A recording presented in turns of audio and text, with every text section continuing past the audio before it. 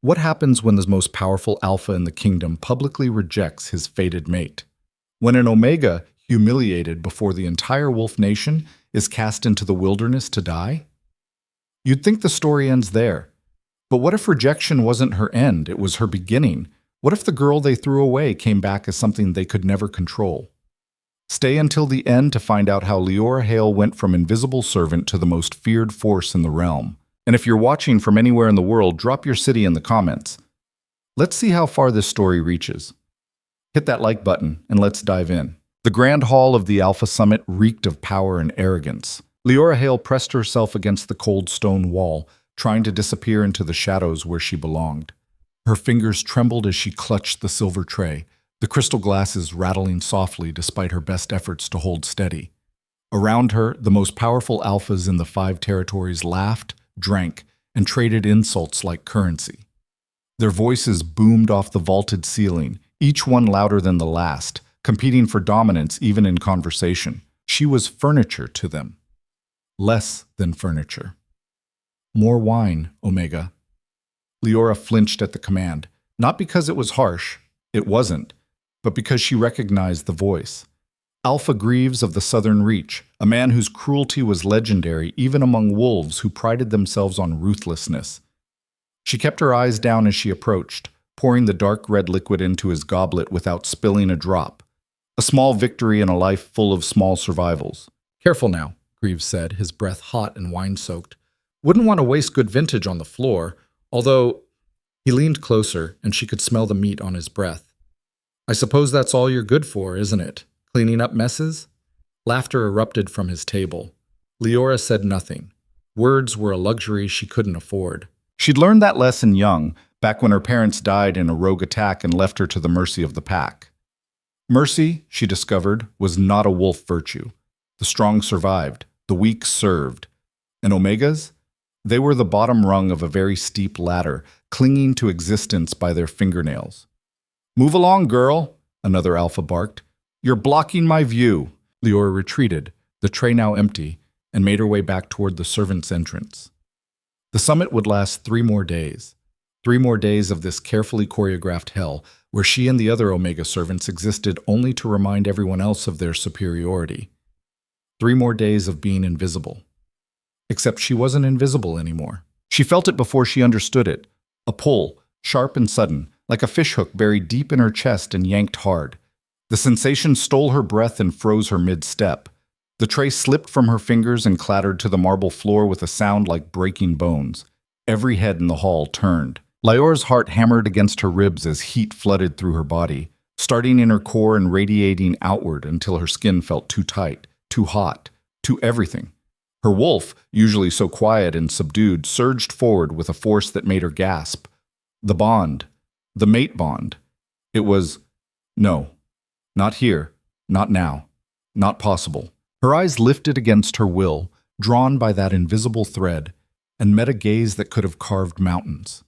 Darius Vorn stood at the far end of the hall, surrounded by his inner circle, and even from this distance, Liora could feel the weight of his stare.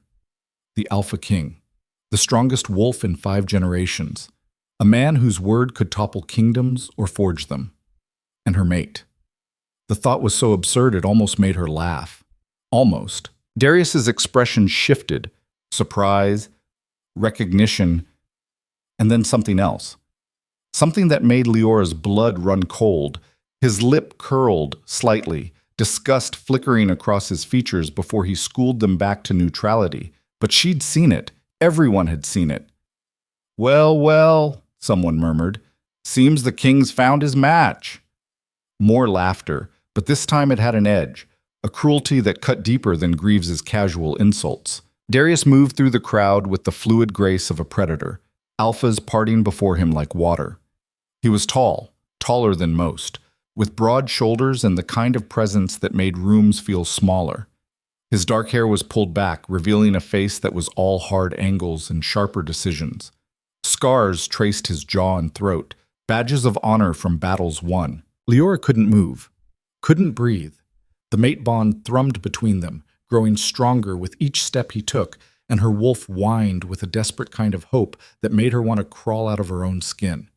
He stopped 3 feet away, close enough that she could see the gold flecks in his amber eyes, close enough that his scent, pine and smoke and something wild, wrapped around her like a physical thing.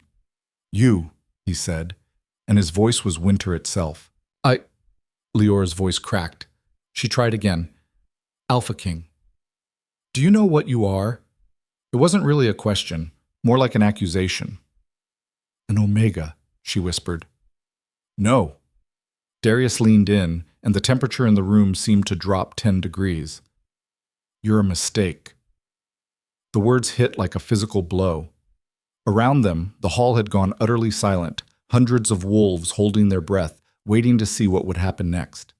This was entertainment now. A spectacle. "The moon made an error," Darius continued, his voice carrying to every corner of the grand space. "Because I, Darius Vorn, Alpha King of the 5 territories, do not have an Omega for a mate. I cannot. I will not." "Please," Liora heard herself say, and hated the pleading in her voice. I never, You never what?" His eyes flashed. "Never dreamed above your station? Never hoped some cosmic accident would elevate you beyond what you are?" He straightened, addressing the room now rather than her.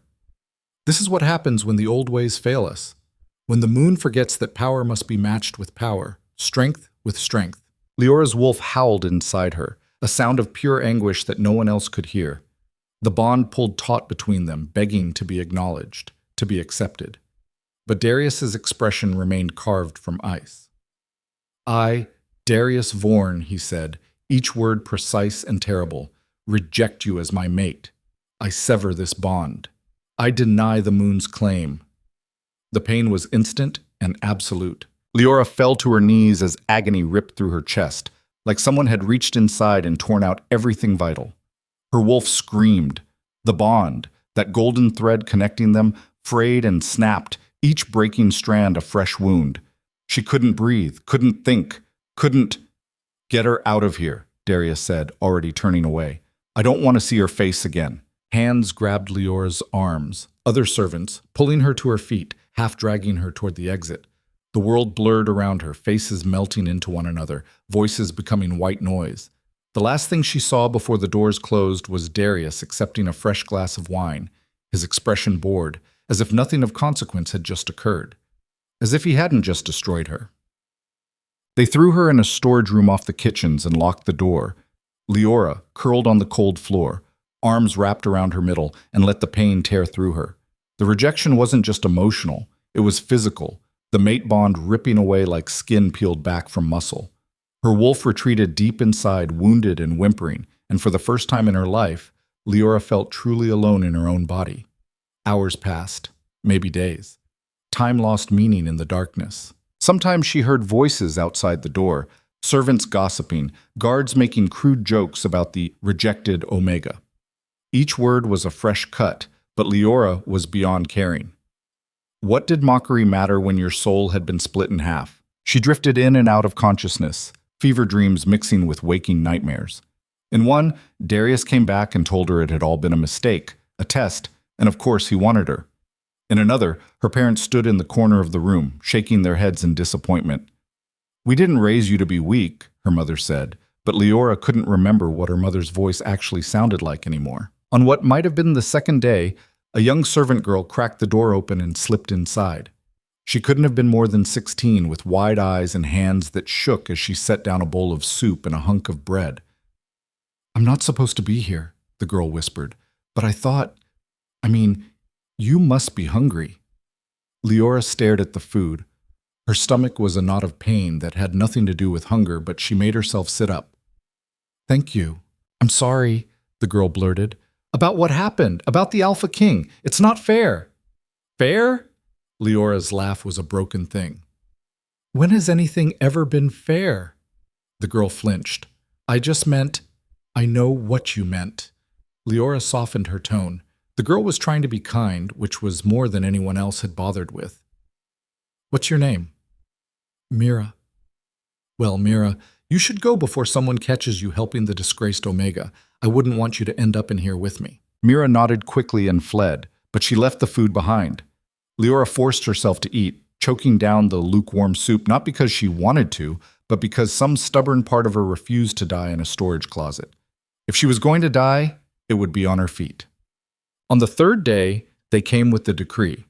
The pack magistrate was a thin, nervous man with wire-rimmed spectacles that kept sliding down his nose. He read from an official scroll in a voice that suggested he'd rather be anywhere else. Liora Hale, having been rejected by the Alpha King and proven unsuitable for service at the summit, you are hereby banished to the northern frontier territories. You will depart at dawn tomorrow. Failure to comply will result in execution for disobedience to a direct pack order. The northern frontier. The words landed like a death sentence, and from the magistrate's expression, that was exactly what they were meant to be. The frontier was a wasteland, a frozen, lawless expanse where rogue packs ruled and civilization was a distant memory. It was where they sent criminals and traitors, wolves who dishonored their families beyond redemption. Survival there was measured in days, not years. For an Omega with no combat training, no survival skills, and no pack protection, they were just choosing a slower execution method. Do you understand? The magistrate asked, pushing his spectacles back up. Liora lifted her head. Her voice, when she spoke, surprised her with its steadiness. Yes. Good. He rolled up the scroll with obvious relief. May the moon have mercy on your soul. The magistrate left. The door locked again, and Liora sat in the darkness, processing what had just happened. Banishment. Exile. The frontier. She should have been terrified, should have begged, pleaded, offered to do anything if they'd just let her stay. But as she sat there, something strange happened. The crushing weight of rejection that had been suffocating her for 3 days began to shift. Not disappear. It was still there, a constant ache in her chest. But change shape. Darius had rejected her. The pack had thrown her away. They'd sent her to die because she wasn't worth the effort of a clean execution. Fine. If they wanted her gone, she'd go. But she wouldn't die quietly in some frozen hellscape. She wouldn't give them the satisfaction of being right about her. Liora didn't know what she would do instead. She had no plan, no resources, no realistic hope of survival. But sitting in that locked room, surrounded by mops and cleaning supplies, she made herself a promise. She would survive this, somehow, some way. And if she ever saw Darius Vorn again, she'd make damn sure he regretted every word he'd said. Dawn arrived cold and gray. Liora stood at the edge of the summit grounds with nothing but the clothes on her back and a small pack of supplies, charity from Mira, who'd snuck in one last time with dried meat, a water skin, and a thin blanket that wouldn't do much against frontier temperatures but was better than nothing. I wish I could give you more, Mira had whispered, tears tracking down her cheeks. I wish I could do something. You already did, Liora had told her. More than you know. Now facing the road that would take her away from everything she'd ever known, Liora felt oddly calm. The 2 guards assigned to escort her to the territory border looked uncomfortable, shifting their weight and avoiding her gaze. They were young, probably recent graduates from training, and clearly hadn't signed up for Death March duty. North Road, one of them finally said, pointing to a dirt path that disappeared into dense forest. Follow it for 3 days. After that, he trailed off. After that, I'm on my own, Liora finished. I understand. Look, the other guard said, then stopped. Started again. Just be careful, okay? The frontier, it's not like here. There's no law, no order, rogues everywhere. And the cold, I'll manage, Liora said, surprised to find she meant it. The guards exchanged glances. One of them pulled a small knife from his belt and held it out. Take this. It's not much, but Liora accepted the blade, tucking it into her boot. Thank you. They nodded and backed away, clearly eager to return to the summit and forget this ever happened. Liora didn't blame them. She was already becoming a ghost story, the Omega who'd been rejected by the Alpha King himself. In a few weeks, no one would even remember her name. Good. Let them forget. She started walking. The road was rough and poorly maintained, more suggestion than actual path. Trees crowded in on either side, their branches reaching overhead to block out most of the weak morning light. Liora kept her pace steady, conserving energy, her mind strangely blank, 1 foot in front of the other. That was all she had to focus on right now. 1 step, then another, then another. The first day passed in a blur of endless walking. Her feet blistered in her worn shoes. Her shoulders ached from the pack's weight, but she didn't stop except for brief rests and small sips of water. The guards had said 3 days to the border. She needed to make it that far at least. When darkness fell, Liora found a spot beneath a massive oak tree and huddled against its trunk, wrapping the thin blanket around herself. The temperature had dropped sharply once the sun set, and her breath plumed white in the air. She forced herself to eat some of the dried meat, chewing mechanically, her mind already trying to solve the next problem. Fire. She needed fire. But she had no flint, no matches, and no idea how to make one from scratch. The survival skills that other wolves learned as children, tracking, hunting, fire-making, had never been taught to Omegas. Why bother? Omegas didn't need to survive in the wild. They needed to know how to cook and clean and disappear when told. Liora pulled the blanket tighter and closed her eyes, trying to ignore the cold seeping into her bones. She'd figure it out. She had to. Sleep came in fits and starts, full of dreams where she was running through endless forest, something massive and terrible chasing her, always just out of sight. Day 2 was worse. Liora woke stiff and shivering, her body protesting every movement. The dried meat was down to half, the water was lower than she'd like, and when she looked at the road ahead, it seemed to stretch on forever, mocking her with its emptiness. She walked anyway.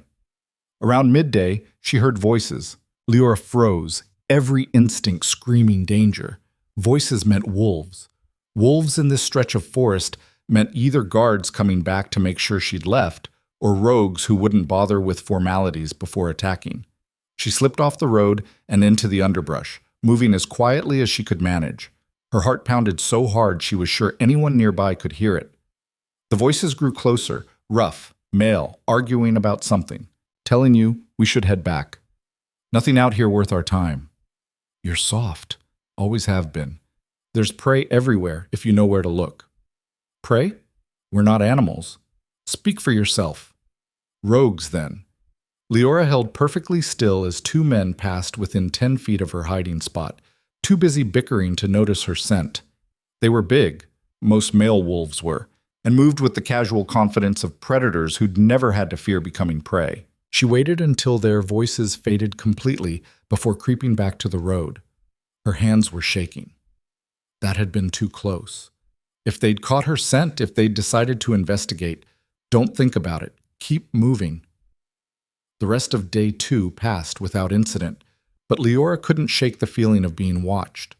Every rustling leaf made her jump. Every bird call sounded like a signal. By the time she made camp for the night, her nerves were shot. She didn't sleep much. Day 3 brought her to the border. Liora knew she'd reached it when the road simply ended. One moment, there was a clear path, worn by decades of travelers. The next, nothing but wilderness stretching in every direction.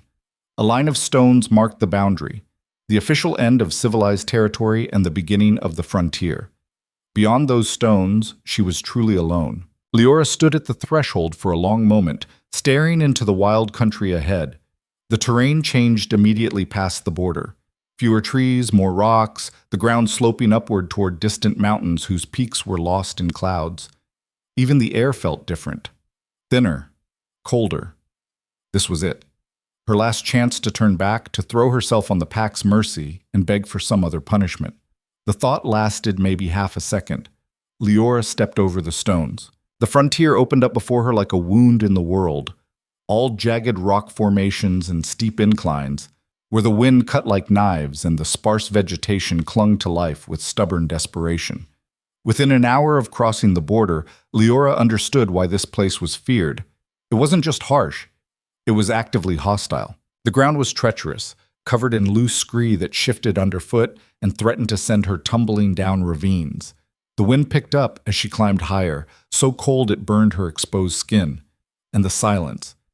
There were no birds here, no small animals rustling in the brush, just the howl of wind and the crunch of her footsteps.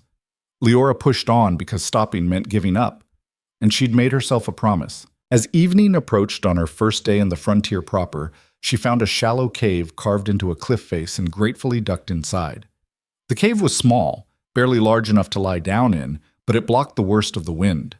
Liora huddled in the back, finishing the last of her dried meat and rationing her water down to a few precious sips. Tomorrow, she'd need to find food and water and some way to make fire because the temperature in the cave was already dropping fast, and her thin blanket was a joke against this cold. Tomorrow. She'd figure it out tomorrow. Liora closed her eyes and tried to sleep, but her body wouldn't cooperate. Too cold. Too hungry. Too aware of how impossible this was. She was going to die out here. Maybe not tonight, maybe not tomorrow, but soon. The frontier didn't forgive weakness, and she was nothing but weak. No. The thought came from somewhere deep inside, her wolf, stirring for the first time since the rejection. We're not weak. We're still here. Liora latched onto that small flicker of defiance like a lifeline. Her wolf was right. She was still here, still breathing, still... A sound outside the cave made her freeze. Footsteps. Heavy. Deliberate. Something big was approaching. Liora's hand went to the knife in her boot for all the good it would do. The footsteps stopped right outside the cave entrance. A shadow fell across the opening, massive and dark. Then a voice, rough and amused, said, "You planning to hide in there all night, little Omega?" Liora's heart stopped. She'd been found. The wolf who ducked into her cave was enormous. Male, clearly an alpha from the size and presence alone, with shaggy dark hair and a face that suggested he'd been in more fights than he'd lost. A scar cut across his left cheek, and his eyes, pale gray, almost silver, held a sharp intelligence that made Liora's flight instincts scream. "Easy," he said, raising both hands in a gesture of peace. "Not here to hurt you." "Then why are you here?" Liora managed, proud that her voice only shook a little. The stranger tilted his head, studying her like she was a puzzle. "You're the one from the summit, the rejected mate." It wasn't a question, but Liora nodded anyway. Word traveled fast, apparently, even to the ass end of nowhere. "Thought so. News like that spreads." He settled into a crouch, making himself smaller, less threatening. "I'm Garrett. I run a settlement about a day's walk from here, Greyhold." "I didn't ask." "No, but you need to know anyway." Garrett's expression turned serious. "You planning to survive out here on your own? Do I have a choice?" "Everyone has choices. Most of them are just shit." He gestured to her pitiful supplies. "You've got no food, no fire, and from the looks of it, no idea what you're doing. Give it 3 days and you'll be dead. Maybe less." "Thanks for the encouragement," Liora said flatly. To her surprise, Garrett laughed, a short, rough bark of sound. "I like you. Got spine." He stood, brushing dirt from his pants. "Here's the deal. You can stay out here and prove me right about the 3 days thing, or you can come to Greyhold. We've got shelter, food, and work for anyone willing to pull their weight."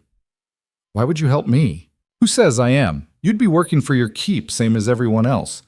Greyhold doesn't do charity." His eyes glinted.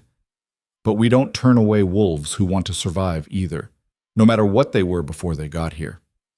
Liora wanted to refuse on principle, wanted to prove she could make it alone, that she didn't need anyone, but that would be stupid pride talking, and pride wouldn't keep her alive.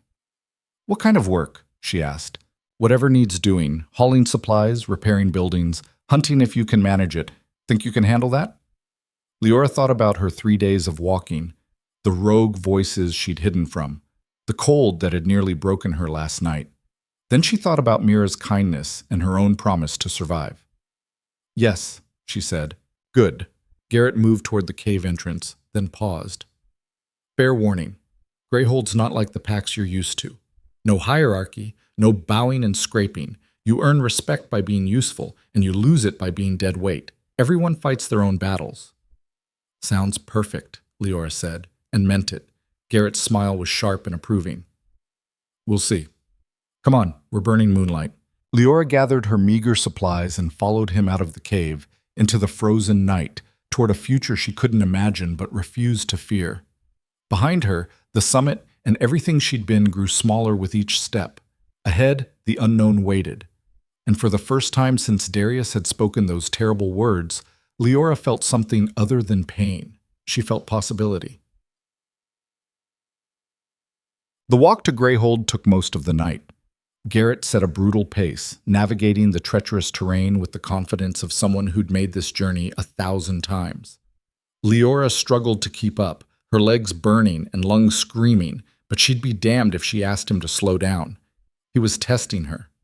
She could tell from the occasional glances he threw over his shoulder, measuring her determination. She passed his test. As dawn broke over the mountains, Greyhold appeared like a cluster of determined growths clinging to the cliff sides. The buildings were rough, constructed from stone and scavenged wood, built for function rather than beauty. Smoke rose from several chimneys, and Liora could hear voices, the clang of metal on metal, life happening in defiance of the hostile landscape. "Home sweet hellhole," Garrett said, with something that might have been affection. "Come on, I'll introduce you to Kael." Kael turned out to be a woman in her 30s, with iron gray hair, a scar bisecting her left eyebrow, and an expression that suggested she'd heard every sob story and wasn't impressed by any of them. "Another refugee," she said when Garrett brought Liora to her workshop, a cluttered space filled with tools and half-repaired equipment. "From the summit," Garrett added. Kael's eyebrows rose fractionally. "The rejected one. The Omega who—" "Yes," Liora cut in, tired of being talked about like she wasn't there. "That's me. The cosmic joke. The mistake." Kael studied her for a long moment, then nodded slowly. "Garrett tell you the rules? Work for keep, no dead weight." "Close enough. You'll bunk in the communal house. West building, can't miss it. Meals are communal too, but you don't eat if you don't contribute. I'll find you work assignments starting tomorrow." She turned back to whatever she'd been repairing. "Don't cause trouble." "Wasn't planning on it," Liora said. Garrett showed her to the communal bunkhouse, a long, low building with rows of simple cots and footlockers. It was early enough that most of the residents were already out working, but a few wolves remained, giving Liora curious looks as she chose an unclaimed cot in the back corner. "Get some sleep," Garrett advised. "Tomorrow, you start earning your place." He left. Liora collapsed onto the thin mattress, every muscle in her body screaming, and fell asleep before she could think about anything else. She dreamed of Darius. In the dream, they were back in the grand hall, but this time when he looked at her, his expression wasn't disgust. It was fear. And when he tried to speak the rejection words, they caught in his throat, choking him. Liora woke with a start to find sunlight streaming through the bunkhouse windows and a woman standing beside her cot. "Rise and shine, newbie," the woman said cheerfully. She was young, maybe early 20s, with bright red hair and freckles scattered across her nose. "I'm Senna. Kael sent me to show you the ropes before you start your assignment." Liora sat up, disoriented. "What time is it?" "Nearly noon. You slept like the dead." Senna grinned. "Come on, let's get you fed and oriented. Fair warning, Greyhold takes some getting used to." That, Liora would discover, was an understatement. Greyhold operated on principles completely foreign to pack life. There were no alphas, betas, and omegas, or rather, those designations existed but didn't matter. What mattered was competence, skill, contribution. Liora watched in fascination as an Omega woman gave orders to a hulking alpha male about construction plans, and he followed them without question because she knew architecture and he didn't. "It's weird at first," Senna said, catching Liora's expression, "but you get used to it. Out here your designation is just biology. What you can do, that's what counts." They ate lunch in the communal hall, a hearty stew that tasted better than anything Liora had eaten in weeks, while Senna rattled off information about the settlement. Who to trust, who to avoid, where the best hunting grounds were, which buildings had the worst roof leaks. "Kael's assigned you to me for the first week," Senna explained. "We'll be working the trap lines, checking snares, resetting them, that kind of thing. It's boring work, but it's important. Rabbit and fox are big parts of our diet here." "I've never set a trap before," Liora admitted. "That's fine. I'll teach you. Everyone here had to learn something new when they arrived. That's kind of the point of Greyhold, becoming more than what you were. More than what you were." The words resonated with something deep in Liora's chest. She'd been nothing at the summit. Less than nothing. Maybe here she could become something else. The afternoon passed in a blur of learning, how to identify good trap locations, how to set different kinds of snares for different prey, how to check them without leaving too much scent. Senna was a patient teacher, correcting Liora's mistakes without judgment. As the sun set and they headed back to the settlement, Liora realized something startling. She hadn't thought about Darius in hours. The mate bond's absence was still there, a hollow ache in her chest that might never fully heal, but it wasn't consuming her anymore. She'd been too busy learning, working, surviving. Maybe that was the key. Maybe the only way through the pain was to bury it under purpose. "You did good today," Senna said as they entered the settlement. "Better than most first-timers. Tomorrow, we'll check the snares and see what we caught." "Thanks," Liora said, and meant it. That night, lying in her cot, surrounded by the quiet breathing of other sleeping wolves, Liora took inventory of her new life. She had shelter, food, work that mattered. It wasn't much, but it was more than she'd had 3 days ago when they dumped her at the border. She was still alive, still here, still becoming. And somewhere deep inside, beneath the hurt and humiliation, that strange new thing continued to grow. The thing that would eventually reshape everything. But that was a problem for future Liora. Tonight, she slept. 3 weeks in Greyhold taught Liora more about survival than 20 years in pack territory ever had.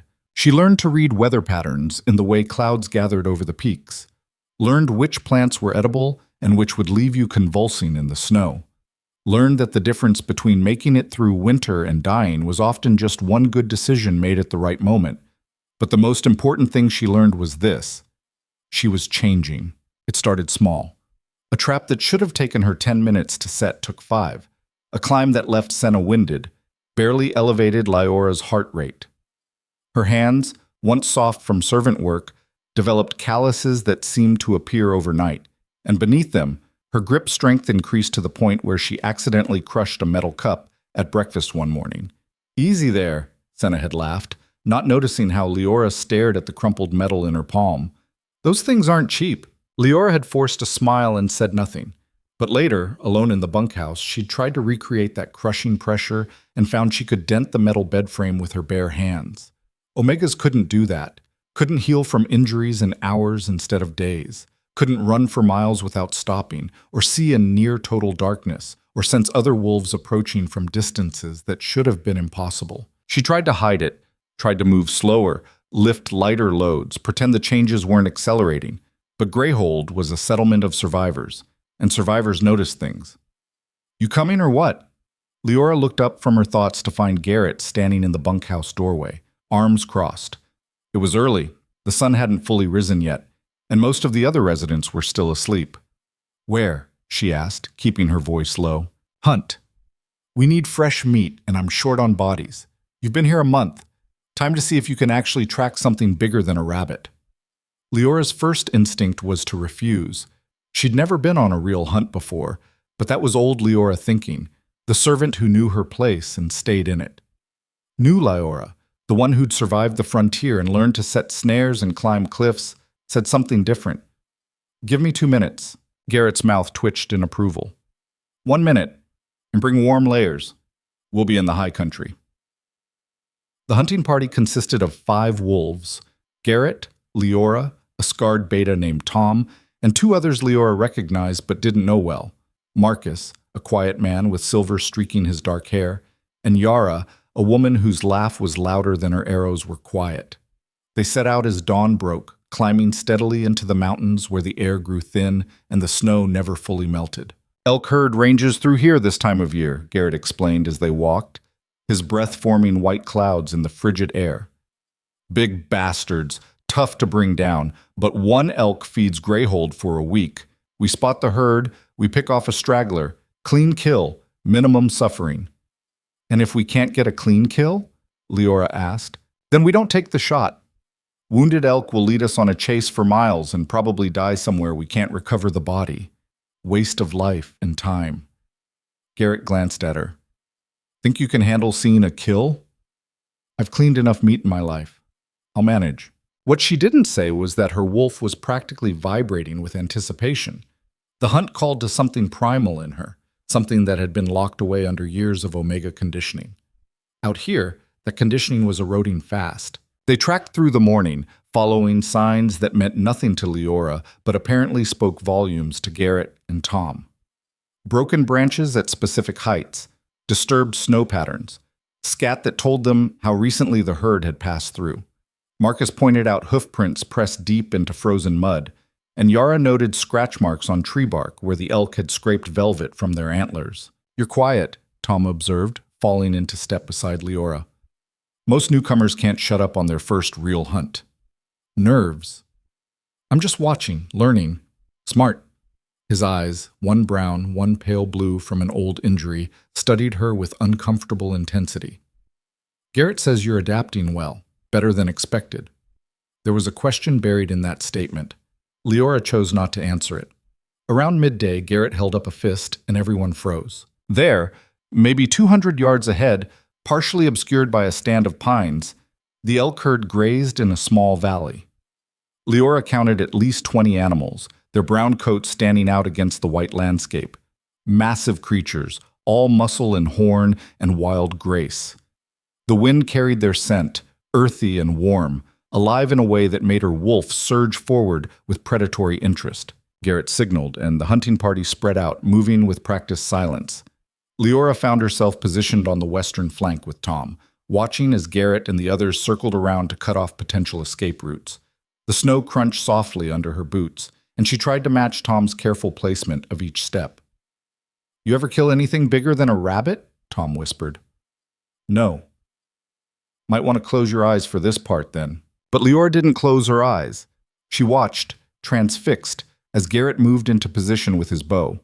No guns in Greyhold, she'd learned, because ammunition was too valuable to waste, and selected his target, a young bull, separated from the main herd by maybe 10 feet. Not the smallest, not the largest. A calculated choice based on factors Liora was only beginning to understand. Garrett drew and released in one smooth motion. The arrow took the elk in the chest, a perfect heart shot. The animal staggered, tried to run, and collapsed within seconds. The rest of the herd scattered, crashing through the underbrush in panic, but it was over. One life traded for the survival of many, clean, efficient, necessary. The hunting party converged on the kill. Garrett knelt beside the elk, placing one hand on its flank, still warm despite the cold. "Thank you for your life," he said quietly. "Your death feeds others. That matters." Then came the hard work, field dressing the animal, quartering the meat, preparing it for transport. Liora threw herself into the task, ignoring the blood on her hands and the reality of death steaming in the cold air. This was survival. This was the price of eating. Marcus showed her how to separate joints efficiently, while Yara taught her which cuts would keep longest and which needed to be eaten first. "You're not squeamish," Tom observed, watching her work with steady hands. "Figured you'd be puking by now. Most Omegas can't handle this." "I'm tougher than I look." "Yeah." His eyes narrowed slightly. "Yeah, you are. Question is, how much tougher?" Liora didn't answer. She focused on her work, on the practical mechanics of butchery, and tried not to think about how her hands moved with increasing confidence, how the weight of the meat didn't strain her shoulders the way it should have. The journey back to Greyhold took twice as long with the meat weighing them down, but no one complained. They'd eat well tonight. The whole settlement would. They moved in comfortable silence, the kind that came from shared purpose and exhaustion. As they descended from the high country, Liora caught Garrett watching her with an expression she couldn't quite read. Not suspicion, exactly. More like curiosity mixed with something else. Concern, maybe. "What?" she finally asked when his stare became too obvious to ignore. "You kept pace with us today. All day, rough terrain, high altitude, and you're not even breathing hard." "I'm in better shape than I was." "In a month?" "That's not better shape. That's different biology." Garrett stopped walking, forcing the rest of the party to halt. The others exchanged glances but said nothing. "Tom, take the others ahead. I need to talk to our newest recruit." Tom looked like he wanted to argue but thought better of it. The other wolves moved on, leaving Liora alone with Garrett on a narrow mountain path with a sheer drop on one side and rock face on the other. Nowhere to run, nowhere to hide. "You want to tell me what's happening to you?" Garrett asked. His tone wasn't threatening, just direct. The voice of someone who needed truth more than comfort. "Because I've seen a lot of wolves come through Greyhold, and none of them changed the way you're changing." Leora's heart raced. "I don't know what you mean."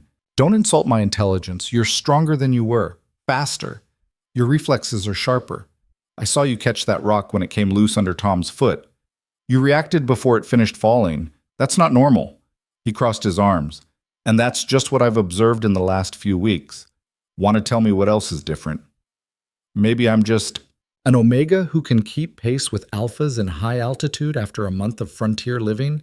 Who doesn't get winded on climbs that leave beta wolves gasping? Who's developing muscle mass that shouldn't be possible with the calories we're eating?" Garrett's expression was serious now, almost worried. "No, something else is going on. And I need to know what, because if you're a threat to this settlement—" "I'm not a threat," Liora said, anger flaring hot in her chest. "I'm just trying to survive like everyone else here." "Then prove it. Show me." "Show you what?" "What you can do." Garrett gestured to a nearby boulder, massive, easily 1,000 pounds of solid rock, half buried in frozen earth. "Move that." "That's insane. I can't." "Try." Liora stared at the boulder, at Garrett. This was a test, and refusing would make her look guilty of something she didn't even understand. Her wolf pushed forward, eager, that strange new power thrumming just beneath her skin like electricity waiting to arc. Fine.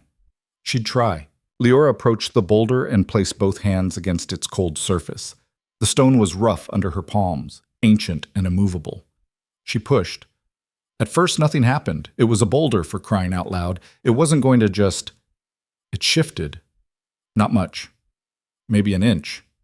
But it moved, the rock scraping against frozen ground with a sound like grinding teeth, leaving a fresh scar in the earth. Garrett made a noise that might have been a laugh or a curse. Holy shit. Liora stepped back, staring at her own hands like they belonged to someone else. Her palms were red from the pressure but unmarked. No scrapes. No blood. Just smooth skin that should have been torn apart by rough stone. "I don't understand. This isn't possible. Omegas can't..." "Maybe you're not an Omega anymore." Garrett moved closer, studying her like she was a puzzle he needed to solve before it exploded. "Or maybe you're something else entirely. Something new.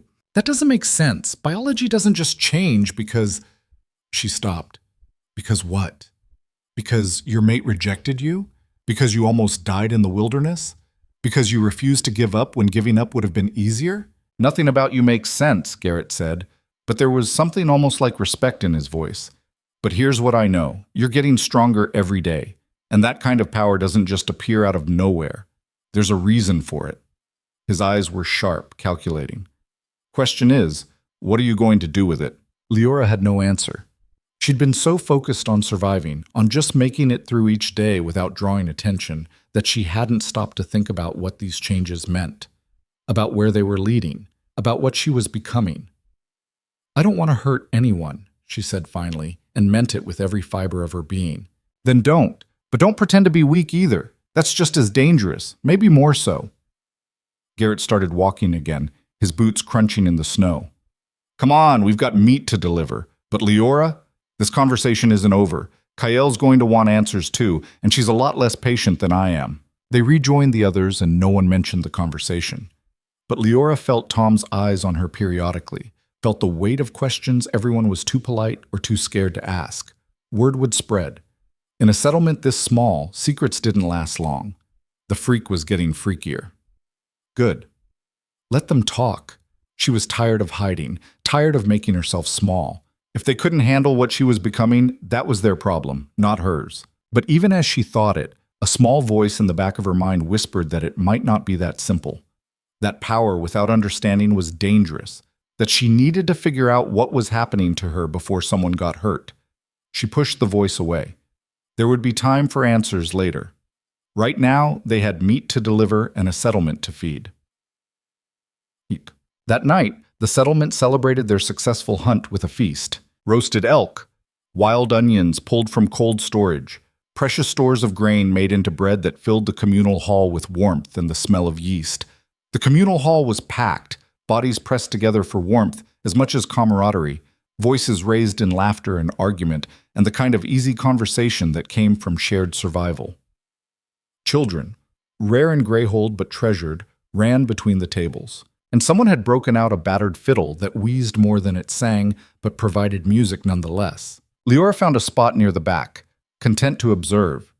She'd never been good at celebrations, never known how to exist in spaces where joy was expected and freely given.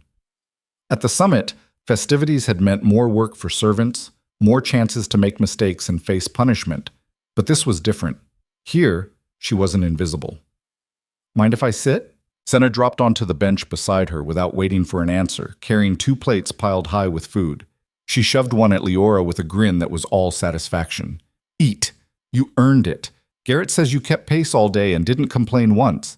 That's practically unheard of for a first real hunt. They ate in comfortable silence for a while, the noise of the celebration washing over them like a warm tide. The elk was tender, seasoned with herbs Liora couldn't name, and she ate with the kind of hunger that came from a full day of hard physical labor. Senna kept up a running commentary on the other diners, who was courting whom, which families were feuding, who'd gotten drunk last week and tried to fight a tree. But eventually Senna leaned in and lowered her voice, her expression shifting from playful to serious. So, word is you moved a boulder today, like actually moved it. Not just wiggled it or found a trick, but pushed solid rock. Of course it had spread already. Greyhold might be a frontier settlement, but gossip was still the fastest form of communication known to wolves. It moved a little, Liora hedged, suddenly less hungry. A little? Tom said it was the size of a cart and you shifted it like it was nothing, like you were pushing a chair across a floor. Senna's eyes were bright with curiosity rather than fear, which was something at least. That's incredible. How did you… I don't know. Liora set down her fork, the food turning to ash in her mouth. I don't know what's happening to me. I'm different than I was. Stronger, faster, and it's getting more obvious every day. Soon I won't be able to hide it at all. Is that a bad thing? The question surprised her. People don't like things they can't explain. They fear them, and fear turns into anger pretty fast. People are idiots, Senna said cheerfully, taking another massive bite of bread. Look, I came to Greyhold 3 years ago because my old pack was going to force mate me to an alpha twice my age who already had 2 mates and a reputation for violence. I ran.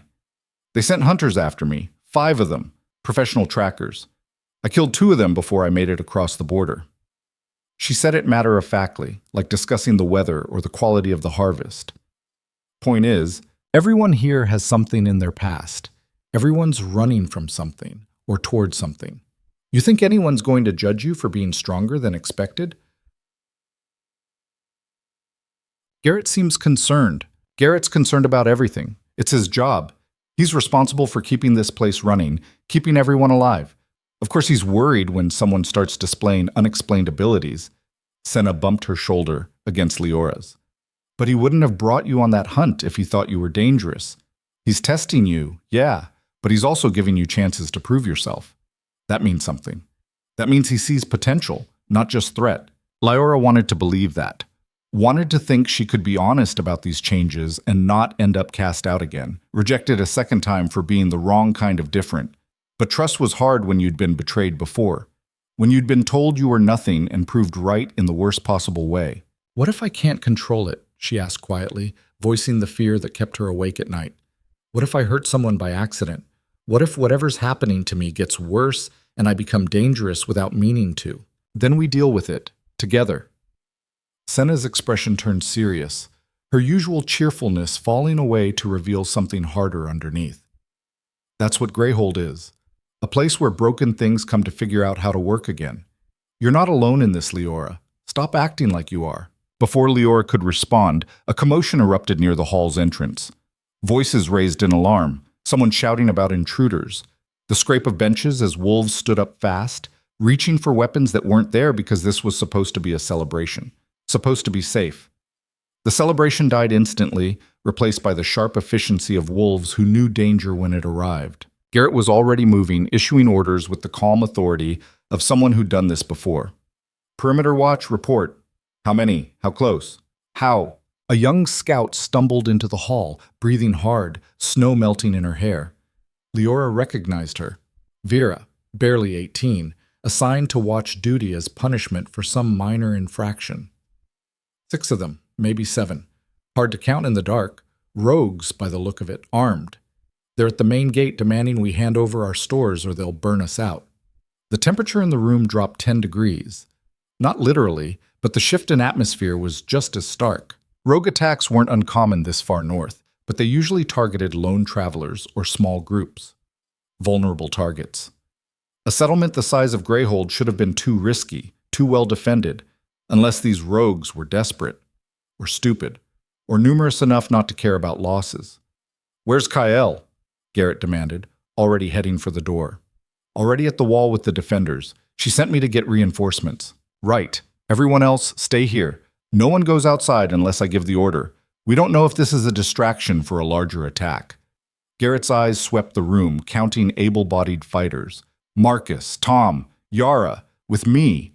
Everyone else stays put and protects the young and old if they breach the perimeter." His gaze landed on Liora across the room. "That includes you." But Liora was already on her feet, that new power humming under her skin like electricity building before a storm. Senna grabbed her arm, fingers digging in. "He said to stay put." "I heard what he said." "Liora, they're threatening the settlement. Everyone in here." Liora looked at the crowd. Old wolves and young ones, families, people who'd given her a chance when no one else would. Children clinging to their parents. Elders who'd survived decades in the frontier only to face danger at their own dinner table. "I can help." "You don't even know what you can do." "Not really. You moved a rock. That doesn't make you a warrior." "Then I guess I'm about to find out what else I can do." Liora pulled free and headed for the door. Behind her, Senna cursed and followed, because that's what packmates did even when they thought you were being an idiot. Even when following might get them killed. The settlement's outer wall was more symbolic than defensive. Stacked stone about 7 feet high, enough to discourage casual attacks, but nothing that would stop a determined assault. Gaps in the stonework spoke of hasty repairs and limited resources. Kyle stood on the rampart with a dozen wolves, all armed with whatever weapons Greyhold could muster. Bows, mostly. A few crude spears, one ancient rifle with maybe 3 bullets to its name, held by an old man whose hands shook but whose eyes were steady. Below, just outside arrow range, 7 wolves waited. Big ones, scarred and mean-looking, the kind who'd survived the frontier by being meaner than everything else. They were led by a massive alpha with a patch over one eye and a smile that promised violence for its own sake. "You've got 30 seconds, the alpha called out, his voice carrying easily in the cold night air. "Then we start breaking things, starting with your walls, then moving on to bones." "We don't negotiate with raiders," Kale shouted back, her bow drawn but not aimed. "Not yet. Leave now while you still can walk." "That's cute. You hear that, boys? The old bitch thinks she's scary." The alpha laughed, and his pack echoed it, a sound like breaking glass. "Last chance, give us half your winter stores and we leave peaceful. Otherwise, we take what we want and burn the rest. Your choice." "Otherwise what?" The voice was Leora's, cutting through the night like a blade. Every head turned. She'd climbed the wall without consciously deciding to, moving with a speed and grace that surprised even her. Her body responded to her intentions before her mind fully formed them. Now she stood beside Kyle, looking down at the raiders with a calm she didn't entirely feel but refused to fake. The one-eyed alpha's gaze fixed on her, his smile widening. "Who the hell are you supposed to be?" "No one important." Liora felt her wolf surging forward, that strange power building in her chest like pressure before an explosion. "Just someone who's really tired of being threatened." "Liora, get down from here," Kyle hissed, not taking her eyes off the raiders. "This isn't your fight." "Isn't it? I live here now. I eat the food these stores provide. That makes it my fight." Leora's hands gripped the rough stone of the wall. "Besides, you're short on fighters and long on threats. Seems like you could use the help." "She's got spirit, I'll give her that," the one-eyed alpha called up. "Too bad spirit doesn't stop arrows, or teeth, or—" But Liora wasn't listening anymore. She was staring at the raiders, at their weapons and their confidence, and something inside her just snapped. Weeks of being careful, weeks of hiding, weeks of wondering what she was becoming, of treating her own body like a loaded weapon she didn't know how to aim. All of it crystallized into clarity sharp enough to cut. She was done hiding. She jumped, not climbed down carefully, not descended with caution. Jumped, clearing the 7-foot wall in a single smooth motion and landing in the snow outside the settlement with barely a sound. The impact should have shattered her ankles, should have left her crumpled and broken in the snow. She straightened, not even winded, and dusted snow from her hands. The raiders stared. Behind the wall, Liora heard Kale swearing creatively and Garrett shouting something she ignored. Let them shout. Let them worry. She was tired of everyone else deciding what she could and couldn't do. Last chance, Liora said, her voice steady despite the adrenaline singing through her veins. Walk away. Find somewhere else to threaten. Somewhere that won't fight back. The one-eyed alpha recovered first, his shock transforming into rage. Red flushed his face, visible even in the dim light. You stupid bitch! You just chose death. Boys, tear her apart. He shifted. The horrible, beautiful transformation from man to wolf happening in seconds. Bones cracking and reforming, skin sprouting fur, humanity giving way to primal savagery. His packmates followed suit, 7 raiders becoming 7 massive wolves, all teeth and fury and killing intent honed by years of violence. Leora's wolf roared to the surface. She'd shifted before, of course. Every wolf did. But this felt different, where her omega shifts had always been small and weak, something to be ashamed of and hidden away. This was power incarnate. She felt bones restructure with excruciating precision, muscles expand beyond what should have been possible, senses sharpen to impossible clarity. When the shift completed, she was bigger than any omega wolf had a right to be. Not quite alpha-sized, but close. Too close. Her fur was dark, almost black, and her eyes glowed with something that looked like moonlight trapped in amber. The raiders hesitated. Just for a second, just long enough for doubt to creep in through the cracks in their confidence. Then the one-eyed alpha lunged, and the fight began. Later, Liora wouldn't remember the details clearly. Just impressions. Teeth snapping at her throat, her own jaws closing on fur and flesh, the copper taste of blood mixing with snowmelt, the savage joy of her wolf finally unleashed after years of suppression. She was faster than them, stronger. They fought like trained warriors with experience and technique. She fought like something wild, something that had never learned the rules. Her body moved on instinct, dodging attacks she didn't consciously see coming, countering with strikes that found vulnerable spots with uncanny accuracy. One raider went down with a torn shoulder. Another limped away with deep gashes across his flank. The one-eyed alpha was skilled, she'd give him that, but even he couldn't match her speed. The battle lasted maybe 3 minutes.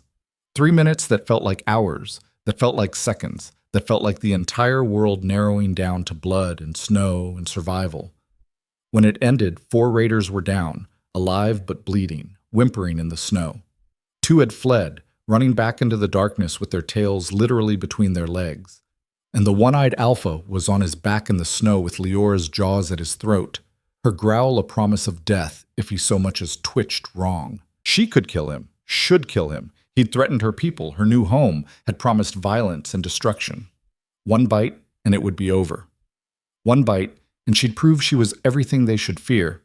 But she didn't. Liora released him and stepped back, shifting to human form. The transformation left her naked in the snow, but she didn't care. Modesty seemed absurd when you were standing over beaten enemies, when your hands were still stained with their blood. She looked down at the defeated alpha with cold eyes that had seen too much and forgiven too little. Tell every rogue pack between here and the border, she said, her voice carrying across the frozen wasteland. Greyhold is protected now. Anyone who threatens this settlement, anyone who thinks about raiding our stores or hurting our people, they answer to me. The alpha scrambled backward, shifting to human with clumsy desperation, his one good eye wide with something that looked like terror. What are you? You're not... You can't be... Something new, Liora said simply. Now get out. Take your wounded and run. If I see any of you again, I won't be so generous. They ran, the 4 wounded ones dragging themselves after their leader, leaving trails of blood in the snow that would mark their shame. Liora watched until they disappeared into the darkness, then turned to face the settlement. Every wolf in Greyhold stood on or near the wall, staring at her, some with fear, some with awe, all with questions they didn't quite dare to ask. Liora met their gazes one by one, chin up, refusing to be ashamed of what she'd just done, of what she was. She'd spent too many years being ashamed, being small, being sorry for existing. Never again. Garrett was the first to move, jumping down from the wall with a grace that spoke to his own considerable power, and striding toward her. He shrugged out of his coat without a word and draped it over her shoulders, practical rather than chivalrous, because hypothermia was a real threat even for wolves. "That was either very brave or very stupid," he said finally, his voice carefully neutral. "Probably both," Liora admitted, pulling the coat tighter. It smelled like pine and smoke and safety. "You could have been killed. 7 against 1. Those aren't good odds for anyone." "But I wasn't killed. They were stronger, more experienced, better trained, and I still won." She looked up at him, daring him to contradict her. "What does that tell you?" Garrett studied her face for a long moment, then nodded slowly. "It tells me we need to have a very long conversation about what you are and what that means for Greyhold. But not tonight." He raised his voice so the whole settlement could hear, so there could be no mistaking his words or his intent. "Anyone have a problem with what just happened here? Anyone think we'd be better off if those raiders had succeeded?" Silence. The kind of silence that spoke louder than words. Then Senna started clapping. The sound was sharp in the cold air, defiant and joyful. Others joined in, the sound building until it echoed off the mountains. Applause that was acceptance, gratitude, belonging. Leor's throat tightened. This was everything she'd never had at the summit. Everything she'd been denied by wolves who'd looked at her designation and decided she wasn't worth their time. These people had seen her at her most powerful, had watched her tear through experienced fighters like they were nothing, and they were cheering. Hale descended from the wall, her expression unreadable, as always. When she reached Liora, she was quiet for a long moment, her weathered face giving nothing away. Then, "We're going to need to talk about what you are, what you can do, what limits you have, if any, and what it means for Greyhold to harbor something, someone, this powerful." "I know," Liora said quietly, "but not tonight." Kael's stern expression cracked into something that might have been a smile, though it was hard to tell in the darkness. "Tonight, you saved lives. Saved food we can't afford to lose. Saved children from watching their homes burn. That counts for something. That counts for a lot." The celebration resumed, but with a different energy now. Wolves who'd barely spoken to Liora before sought her out, wanting to thank her, to hear the story, to touch the hand of the strange Omega who'd fought off 7 raiders single-handedly. She endured it, overwhelmed and uncomfortable with the attention, but unable to refuse their gratitude without seeming ungrateful herself. Senna stayed close, running interference when people got too intense, when their questions became too invasive or their stares lasted too long.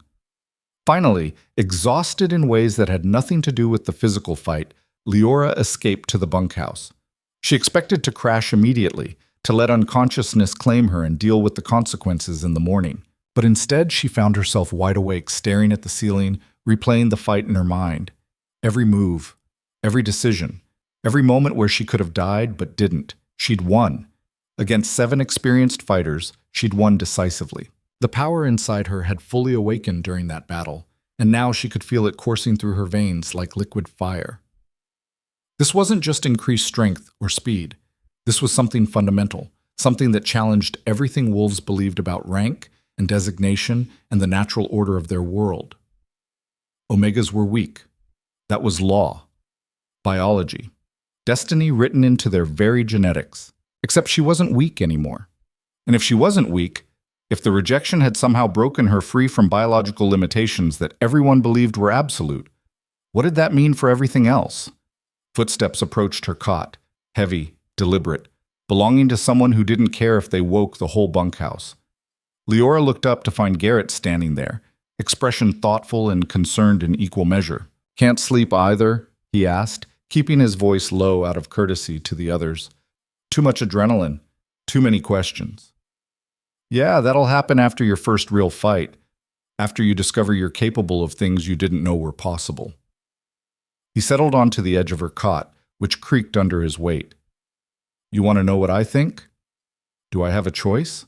Garrett's mouth twitched. "I think the mate bond breaking did something to you. I've heard stories, old stories, from before the packs organized into territories, before we built cities and hierarchies and rules, about who could do what based on designation. Stories about wolves who survived rejection and came out changed on the other side. Stronger, different, like the trauma broke something open inside them that was never supposed to be touched. That's just folklore, old wives' tales to explain things people didn't understand. Is it? Because I just watched you take down 7 rogues without breaking a sweat. Watched you move faster than you should be able to move, hit harder than physics says you should hit. That's not folklore, that's real. That's happening right now. Liora sat up, pulling her knees to her chest, making herself smaller despite everything she'd just proven. Old habits died hard. If that's true, if rejection can do this to wolves, why doesn't everyone know about it? Why isn't it documented, studied, used? Because most wolves who get rejected don't survive long enough to find out what comes after, Garrett said bluntly. They die from the pain, the actual physical pain of a bond being severed, or from the shame because our society teaches us that rejection means you're worthless. Or they just give up, let themselves fade away because living seems harder than dying. His eyes were serious, ancient, despite his relatively young face. You didn't give up. You came here, adapted, kept pushing forward even when it would have been easier to lie down in the snow and let the cold take you. And something inside you rewarded that choice. So what do I do now? How do I? That's up to you. But my advice, don't hide it. Don't pretend to be less than you are. Greyhold values strength, and you've got it in spades now. He stood, stretching with audible pops from joints stressed by years of hard living. Get some rest if you can. Tomorrow, Kale's going to want to test your limits properly. Figure out exactly what you're capable of, where the boundaries are, if there even are boundaries. After he left, Liora lay back down and closed her eyes, though sleep seemed impossible.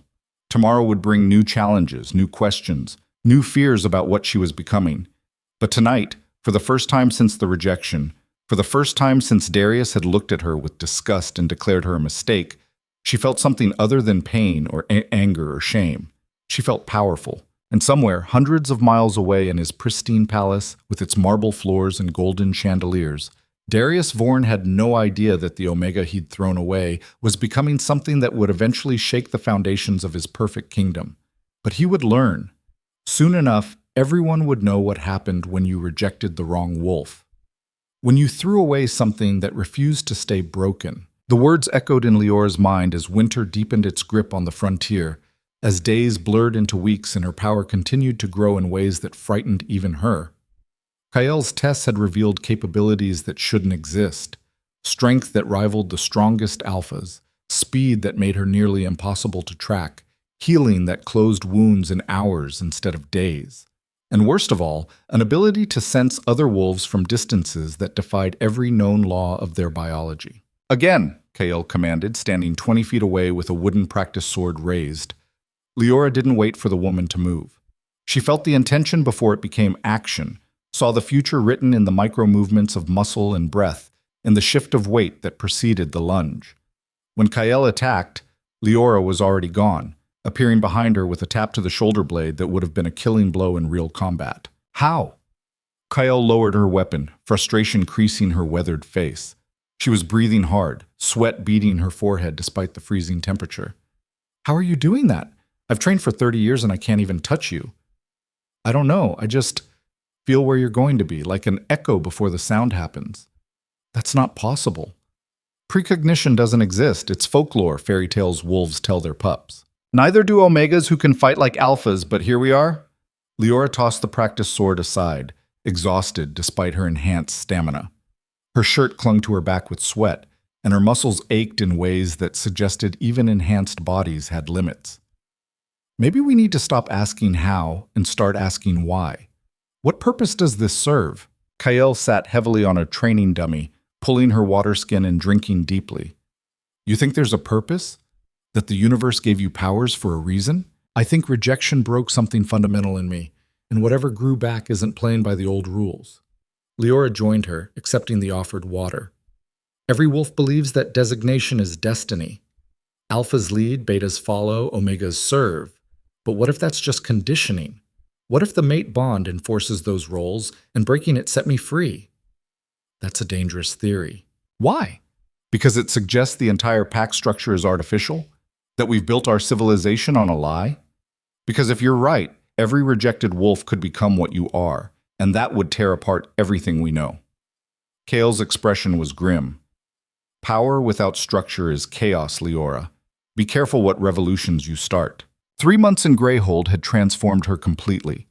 The trembling servant who'd been rejected at the summit was gone, replaced by someone harder, sharper, with edges that cut. The other settlers had stopped whispering behind her back and started treating her with a wary respect that bordered on fear. Some looked at her with hope, proof that designation wasn't destiny. Others looked at her with suspicion, a walking unknown that threatened their understanding of reality. She hated it almost as much as she'd hated being invisible. At least invisible. She'd been safe. Now every eye tracked her movements. Every conversation stopped when she entered a room. She'd traded one cage for another, just with different bars. "Pack your things," Garrett said that evening, appearing in the bunkhouse doorway with snow melting in his dark hair and an expression that promised bad news. "We've got a problem." Liora looked up from sharpening her knife. A real weapon now, not the small blade the guard had given her months ago. This blade was frontier-made, balanced for throwing or close combat, with a handle wrapped in leather that had molded to her grip. "What kind of problem?" "The kind that comes from the summit with official seals and veiled threats." Garrett's jaw tightened, a muscle jumping under his scarred cheek. "Messengers arrived an hour ago with a decree from the Alpha King himself. He's consolidating power across all 5 territories. Every settlement, every pack, every lone wolf has to pledge formal allegiance or be declared rogue enemies of the kingdom. That means raids. That means soldiers with siege equipment. That means Greyhold gets a choice between bending the knee or being destroyed." The words hit like ice water down her spine. "When?" "We have until the spring thaw to send representatives to the summit and swear fealty. 3 months, maybe 4 if the weather holds and the passes stay blocked." He crossed his arms, a defensive posture she'd learned to recognize. "Kael's calling a settlement meeting in an hour. Everyone votes on what we do next." "There's nothing to vote on. We can't swear fealty. Half the people here would rather die than bow to another alpha. And we can't fight an army." "I know. Which is why this meeting is going to get ugly." Garrett's eyes were troubled. "People are scared, Liora. Scared people make bad decisions." The communal hall was packed an hour later. Every resident of Greyhold crammed inside with tension thick enough to choke on. Bodies pressed together for warmth and solidarity, creating a wall of wolves who'd all chosen freedom over safety. Children sat with their parents, old enough to understand that their world was about to change. Kael stood at the front beside a long table, the decree scroll held in her scarred hands like a dead snake she couldn't quite bring herself to drop. "You all know what this is," she said without preamble, her voice cutting through the nervous murmurs. "Darius Vorn is making his move. He's spent years building alliances, absorbing smaller packs, eliminating anyone who won't submit to his vision of unified territories. Now he's coming for the frontier, coming for us." "Let him come," Marcus shouted from the middle of the crowd, his silver-streaked hair catching the firelight. "We've survived worse than some pampered alpha playing king." "Have we?" Kael's voice was sharp enough to draw blood. "He's not sending raiders or desperate rogues. He's sending trained soldiers, hundreds of them, with supply lines, siege equipment, and the backing of every major pack in the territories. We can't fight an army. We can barely fight winter. So we kneel." Tom stood, anger radiating off him in waves that made nearby wolves step back. "We give up everything we've built here, everything we ran from, everything we've bled for, just because some entitled alpha decided he wants to own the whole damn world? I'm not saying we kneel. I'm saying we need to be realistic about our options." Kael's eyes swept the room, meeting gazes one by one. "We can pledge allegiance, maintain our autonomy in daily matters, but pay taxes and provide soldiers when called. We can run deeper into the frontier and hope the terrain kills his army before they find us. Or we can fight and probably die, but at least die free. Those are our choices." "There's a fourth option," Liora said quietly from her position near the back wall. Every head turned. Conversations died mid-sentence. She'd been trying to stay invisible out of habit, but that was impossible now. Not after what she'd become. Not after everyone had watched her tear through raiders like they were made of paper. "And what's that?" Kael asked, though her tone suggested she already knew and didn't like it. "I go back to the summit, alone." The room exploded with voices. Shock, confusion, anger, fear. Wolves shouted over each other, some demanding she explain, others calling her crazy. Garrett pushed through the crowd toward her, his face set in hard lines. That's suicide. The moment Darius sees you, he'll see what I've become. He'll see that the Omega he threw away like garbage is stronger than half his inner circle. Liora stood, and the room quieted as if she'd commanded it with power alone. Maybe she had. You said it yourself, Kale. We can't fight an army, but maybe we don't have to. Maybe one wolf showing up alive when she should be dead, showing power she shouldn't possess, is enough to make him reconsider this whole consolidation plan. Or he kills you on sight and makes an example of what happens to wolves who defy him, Senna said, her voice thick with worry. She'd pushed through the crowd to stand beside Garrett, her red hair wild from running. You're talking about walking into the heart of enemy territory with no backup, no plan, no guarantee of anything except pain. This is insane. I'm talking about saving Greyhold, all of you. Liora met their stares one by one, letting them see the determination in her eyes. 3 months ago you gave me shelter when I had nothing, food when I was starving, training when I didn't know how to survive, a chance when everyone else had written me off as dead or worse. I owe you my life. Let me pay that debt. By throwing your life away, Yara called out. What kind of payment is that? The only kind that matters. The kind that might actually work. This is insane, Garrett said flatly, and the way he said it, with resignation rather than anger, told Liora he knew she'd already made up her mind.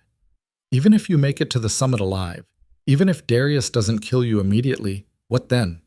You think showing off your power will intimidate an alpha king who's conquered half the territories through force and cunning? No, but it might make him curious enough to listen instead of attack.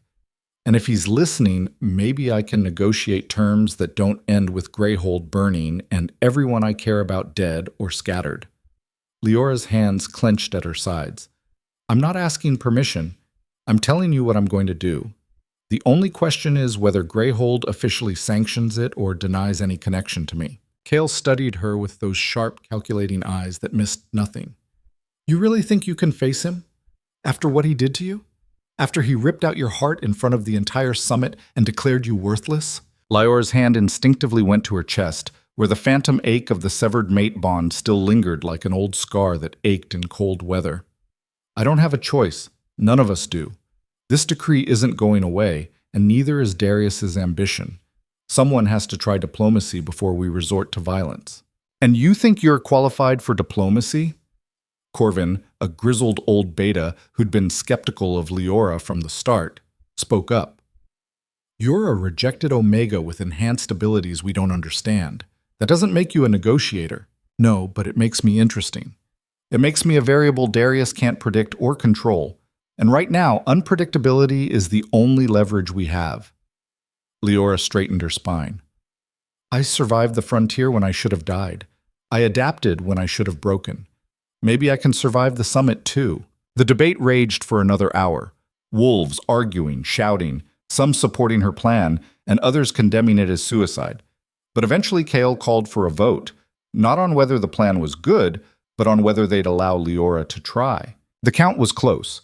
37 for allowing her to go, 32 against, 15 abstaining because they couldn't decide which outcome was worse.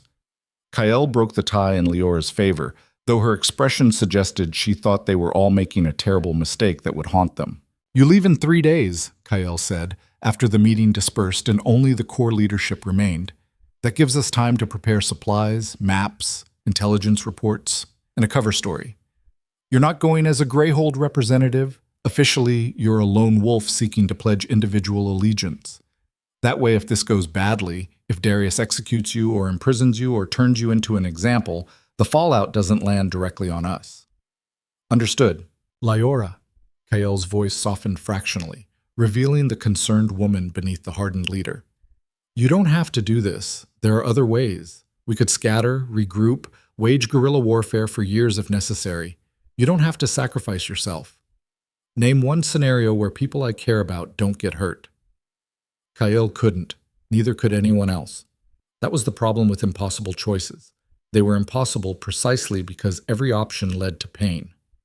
The next 3 days passed in a blur of preparation that felt simultaneously too fast and too slow. Garrett showed her the fastest routes back to civilized territory, pointing out landmarks on hand-drawn maps and warning her about checkpoints where questions would be asked.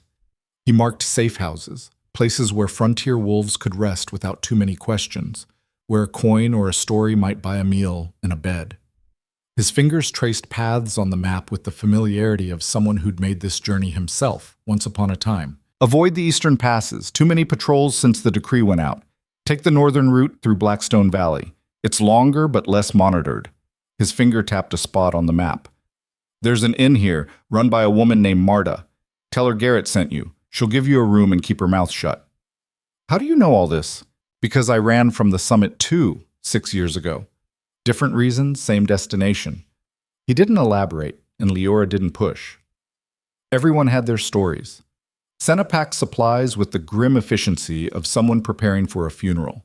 Dried meat, travel bread that would last weeks, water skins, a bedroll that was warmer than it looked.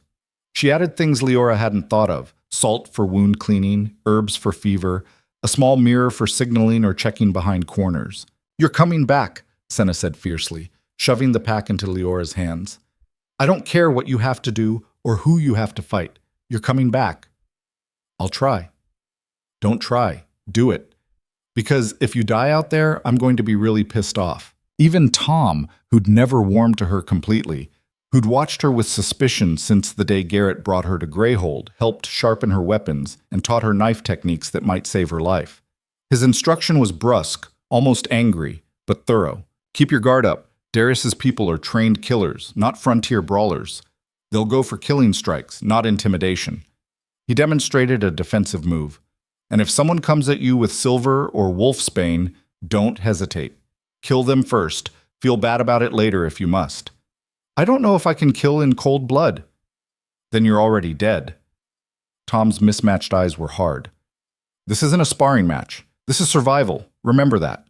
On the final night, Liora sat alone outside the settlement walls, perched on a flat rock that overlooked the valley below. The frontier spread out before her, harsh and beautiful and unforgiving. Stars wheeled overhead in patterns she was only beginning to recognize, constellations with names the old-timers had taught her. The hunter, the wolf, the broken chain. She'd learned so much here: how to survive, how to fight, how to become something more than she'd been. But the frontier hadn't taught her how to face the man who'd destroyed her. Hadn't taught her how to look into Darius's eyes and not see the rejection playing out again, not feel the bond tearing apart like flesh from bone. "You're really doing this?" She didn't turn at Garrett's voice.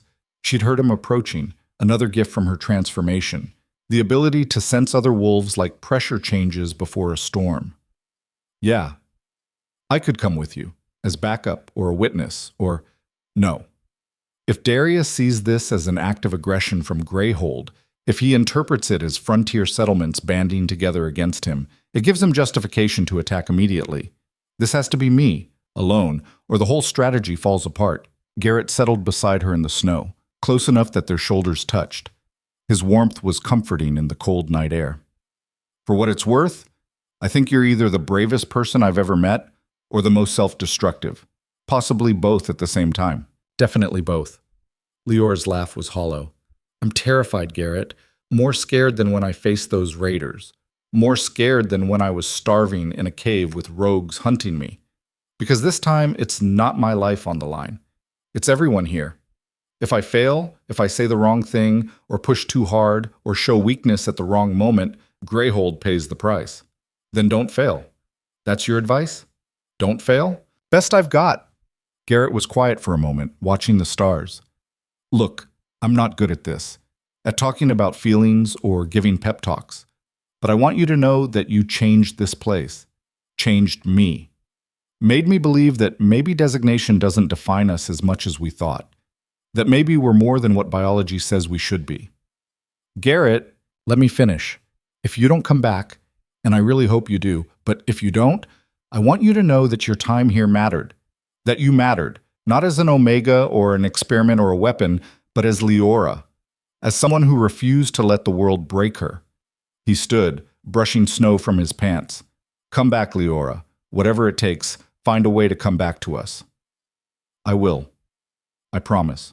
She hoped it wasn't a lie, Hope that promises made under starlight had some kind of magic that would protect her from the storm ahead. The journey back toward the summit took 12 days of hard travel. Liora moved fast, pushing her enhanced endurance to its limits, sleeping in brief snatches when her body absolutely demanded it and moving the rest of the time.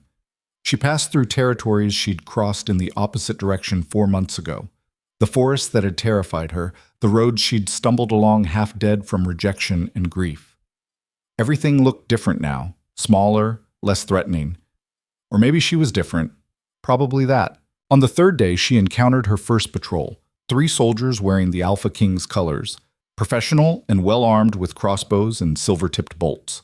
They stopped her at a checkpoint where the forest opened onto cultivated land, civilization's edge. "State your business," the lead soldier commanded, his crossbow pointed at her chest but not yet drawn to firing tension. "I'm traveling to the summit to pledge allegiance to the Alpha King." The soldiers exchanged glances that spoke volumes. Confusion. Suspicion. "Alone? From where?" "The northern frontier." "Bullshit!" The soldier's laugh was sharp. "Nobody survives the frontier alone, especially not—" He paused, studying her more carefully, taking in her worn but sturdy clothing, her confident stance, the way she didn't flinch from his weapon. "Wait. You're an Omega." "Yes. And you crossed the frontier alone.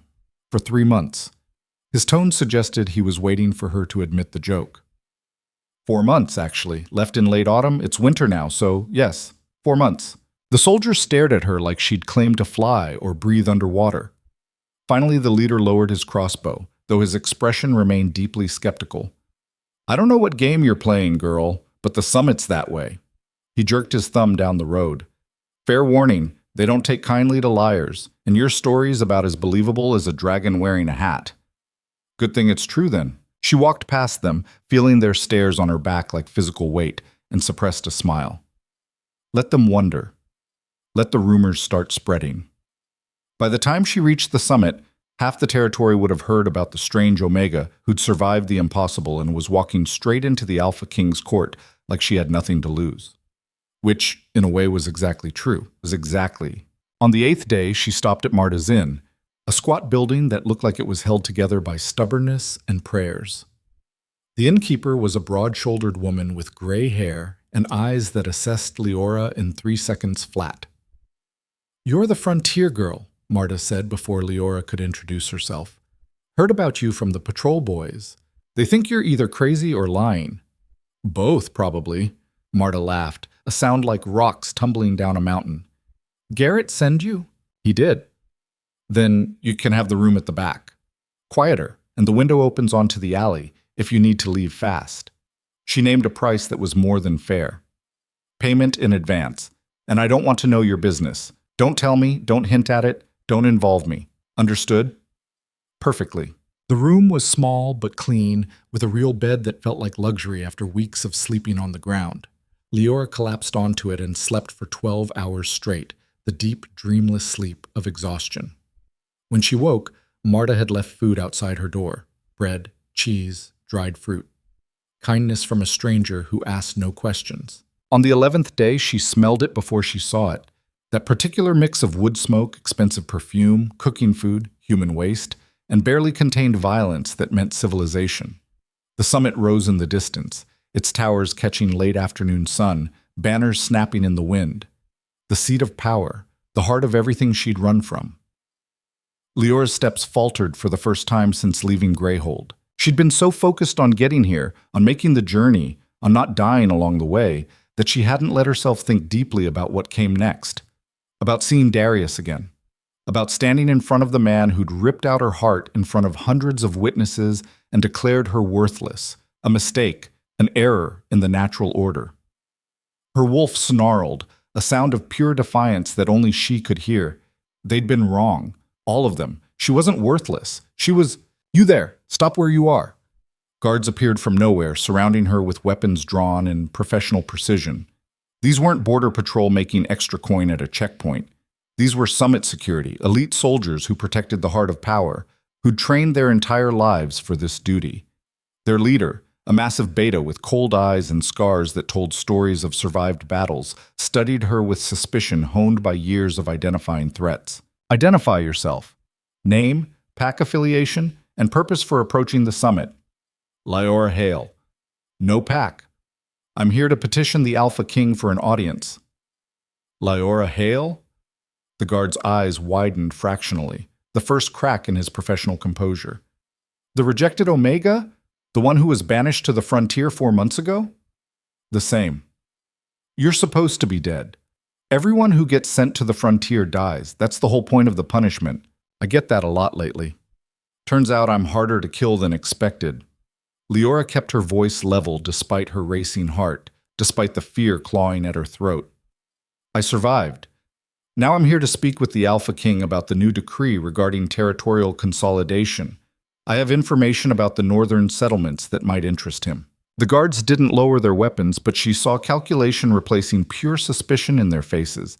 She was either a threat or an opportunity, probably both, an unknown variable that needed to be contained or exploited. Finally, the leader jerked his head toward the summit's walls. You'll come with us. We'll take you to the magistrate's office. He decides if you get an audience with the Alpha King.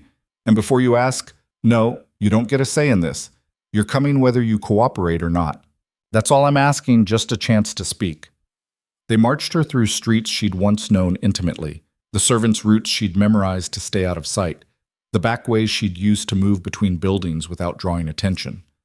Wolves stopped and stared as she passed, recognition dawning on faces followed by shock, disbelief, fear.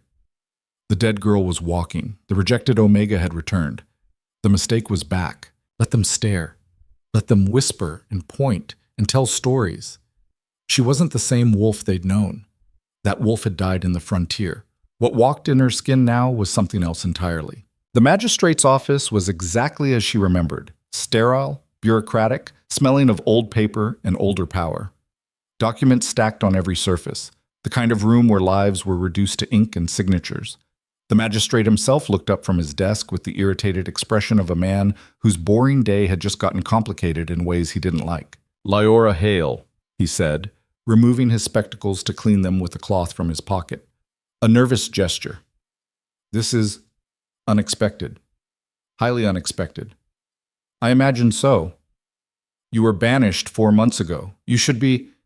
He caught himself, but she finished the sentence silently. Dead.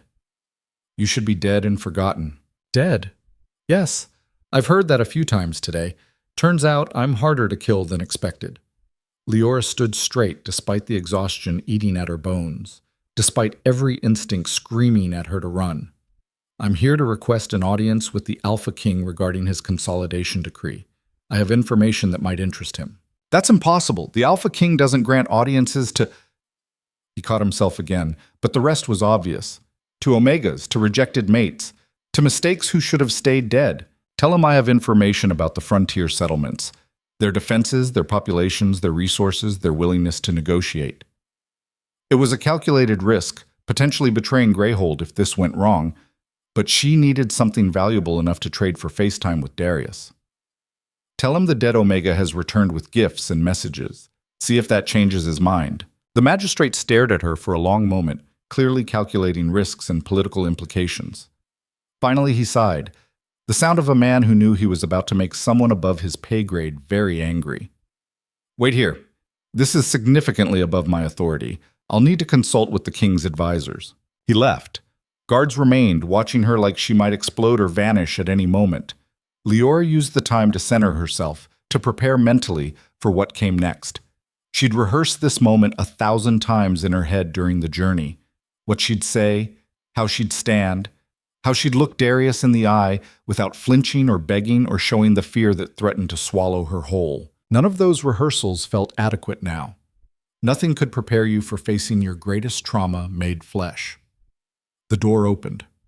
The magistrate returned, his face carefully neutral in the way of bureaucrats delivering bad news they didn't want to be blamed for. The Alpha King has granted you an audience, tomorrow at dawn. You'll be escorted to guest quarters until then, under guard, of course, for your protection. Of course. They both knew it wasn't for protection. It was to prevent her from running or causing problems or disappearing back into whatever hole she'd crawled out of.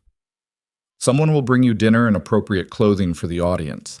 The Alpha King expects proper decorum from those who appear before him. Proper decorum. As if she'd forgotten how to behave in the months since they'd thrown her away like garbage. The guest quarters were a cell in everything but name. Nice furniture, clean linens, and bars on the windows disguised as decorative ironwork. Liora didn't care. She'd survived 4 months in the frontier sleeping on frozen ground. One night in a comfortable prison was nothing. She tried to sleep. Couldn't. Every time she closed her eyes, she saw Darius's face, heard his voice declaring her a mistake, felt the bond shredding apart like cloth ripping. The phantom pain in her chest intensified until she had to get up and pace, wearing a path in the expensive carpet. When dawn finally broke, gray and cold and full of terrible promise, the guards came for her. They'd brought clothing as promised, a simple dress in neutral colors, appropriate for a supplicant seeking favor. Liora put it on because refusing would be stupid pride, but she kept her frontier boots and the knife hidden at her thigh. Some battles you fought with words, others required sharper tools. The walk to the throne room felt like a march to execution. Every step brought her closer to the moment she'd been dreading and preparing for in equal measure. Guards flanked her, not restraining, not yet, but ready to grab her if she bolted. She wouldn't bolt.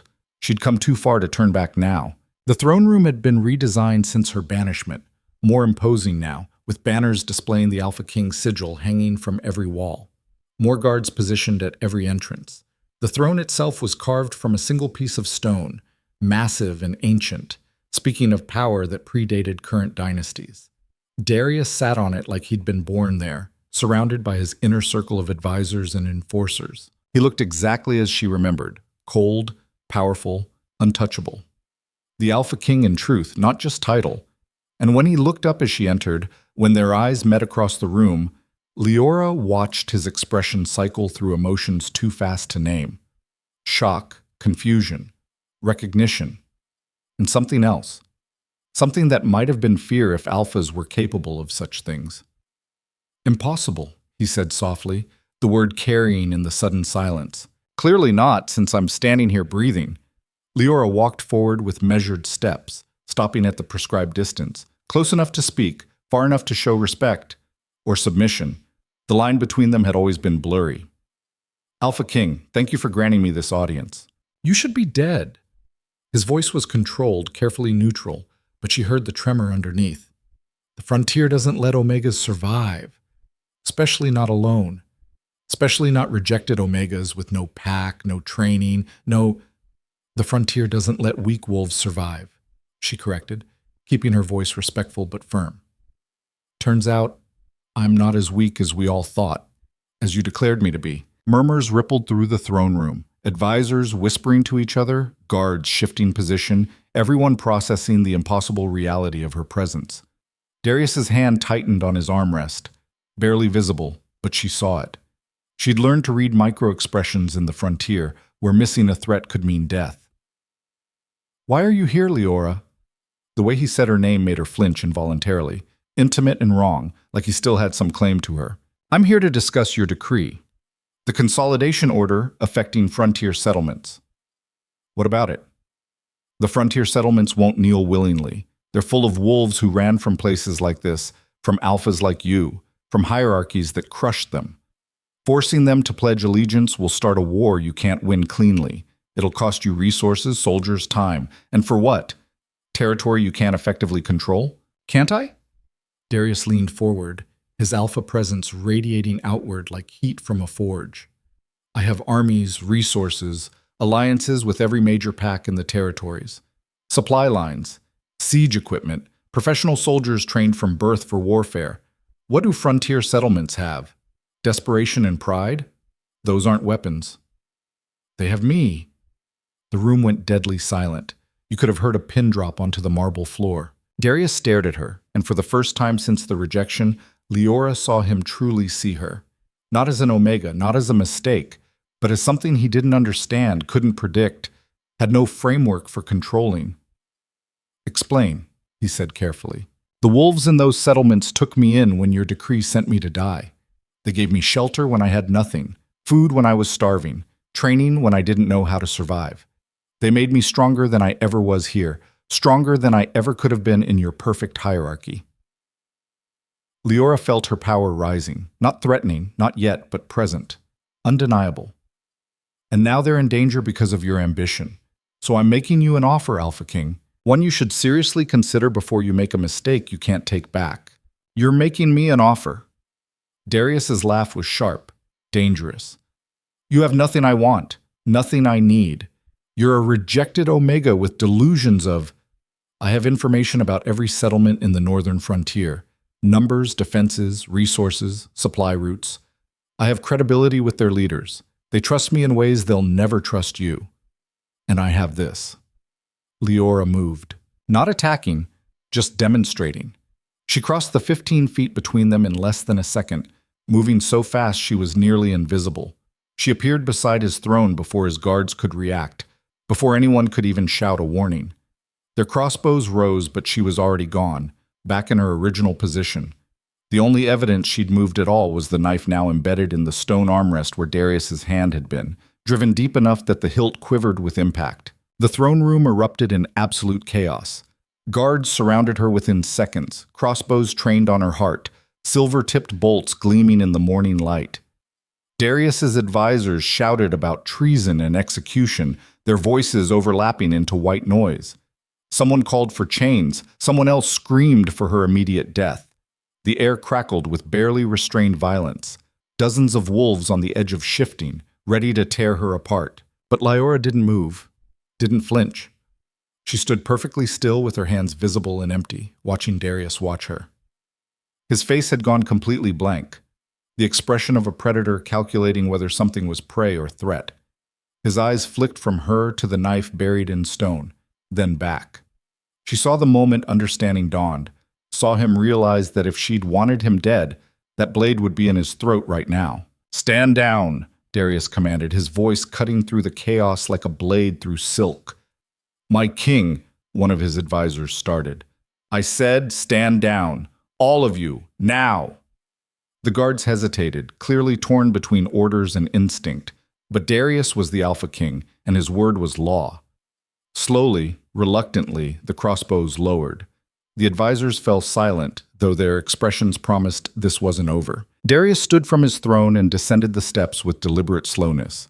Each footfall echoed in the suddenly quiet room. He stopped 3 feet from Liora, close enough that she could smell pine and smoke and that wild undertone that had always been distinctly him. "How?" he asked quietly, meant for her ears only. "The rejection broke something in me.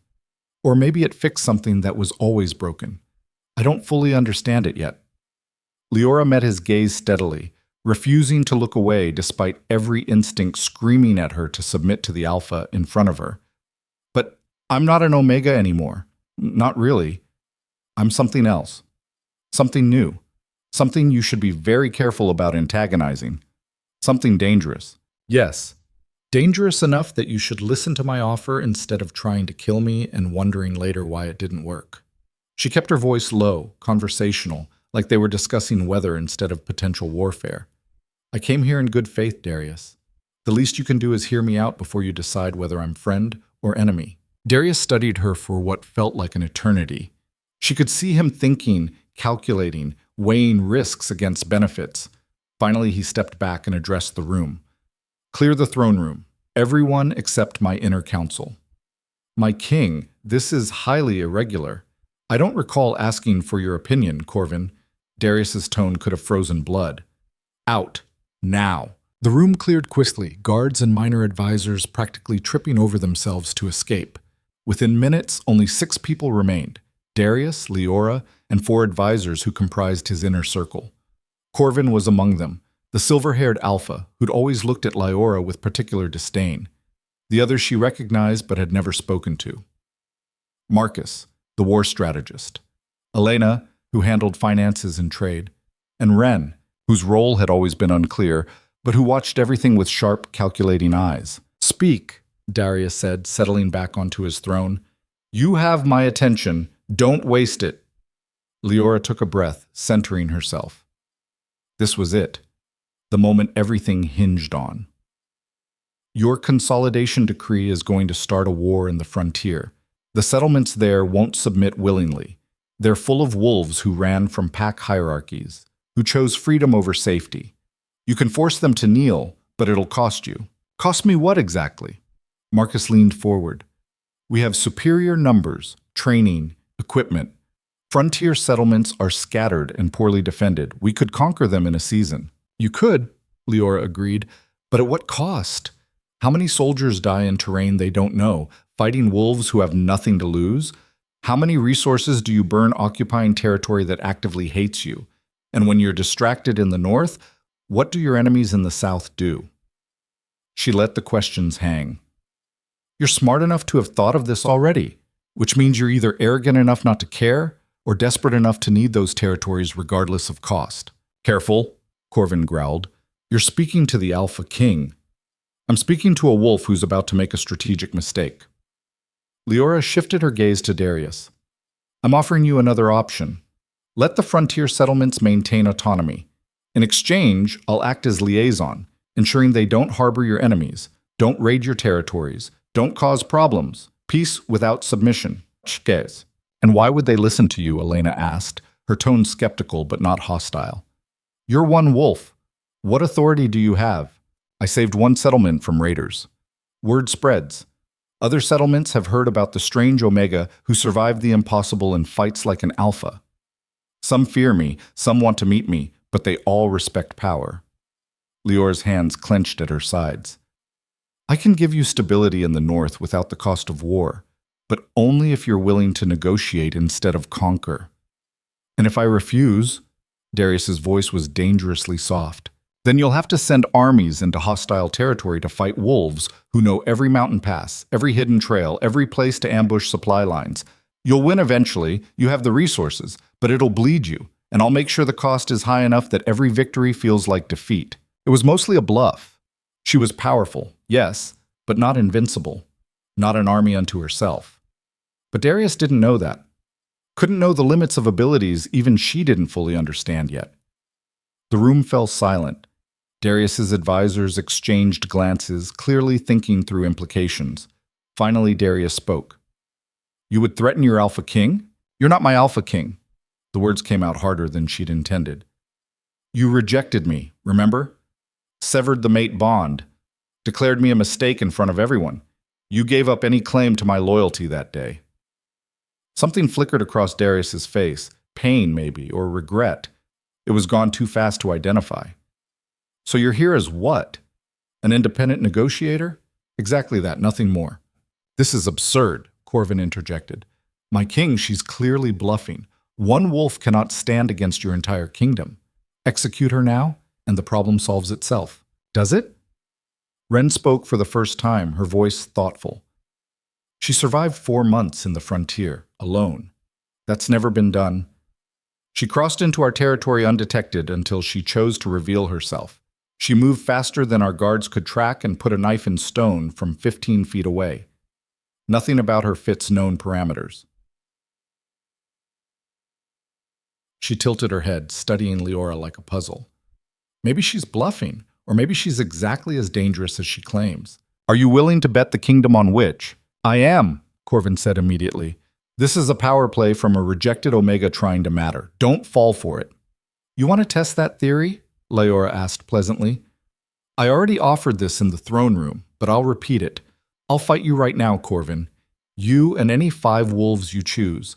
If you win, Darius executes me and marches on the frontier. If I win, he accepts my terms. She smiled without warmth. Unless you're only brave when you think I can't fight back? Corvin's face flushed red. How dare you? Enough! Darius stood, and everyone fell silent immediately. Liora, you'll be escorted back to your quarters, under guard. I need time to discuss this with my advisors before making a decision. How much time? 3 days. That's a long time to keep a dangerous wolf locked up. Sure your guards can handle it? They'll manage. Darius's expression was unreadable. 3 days. Then you'll have my answer. Dismissed. Guards appeared to escort her away.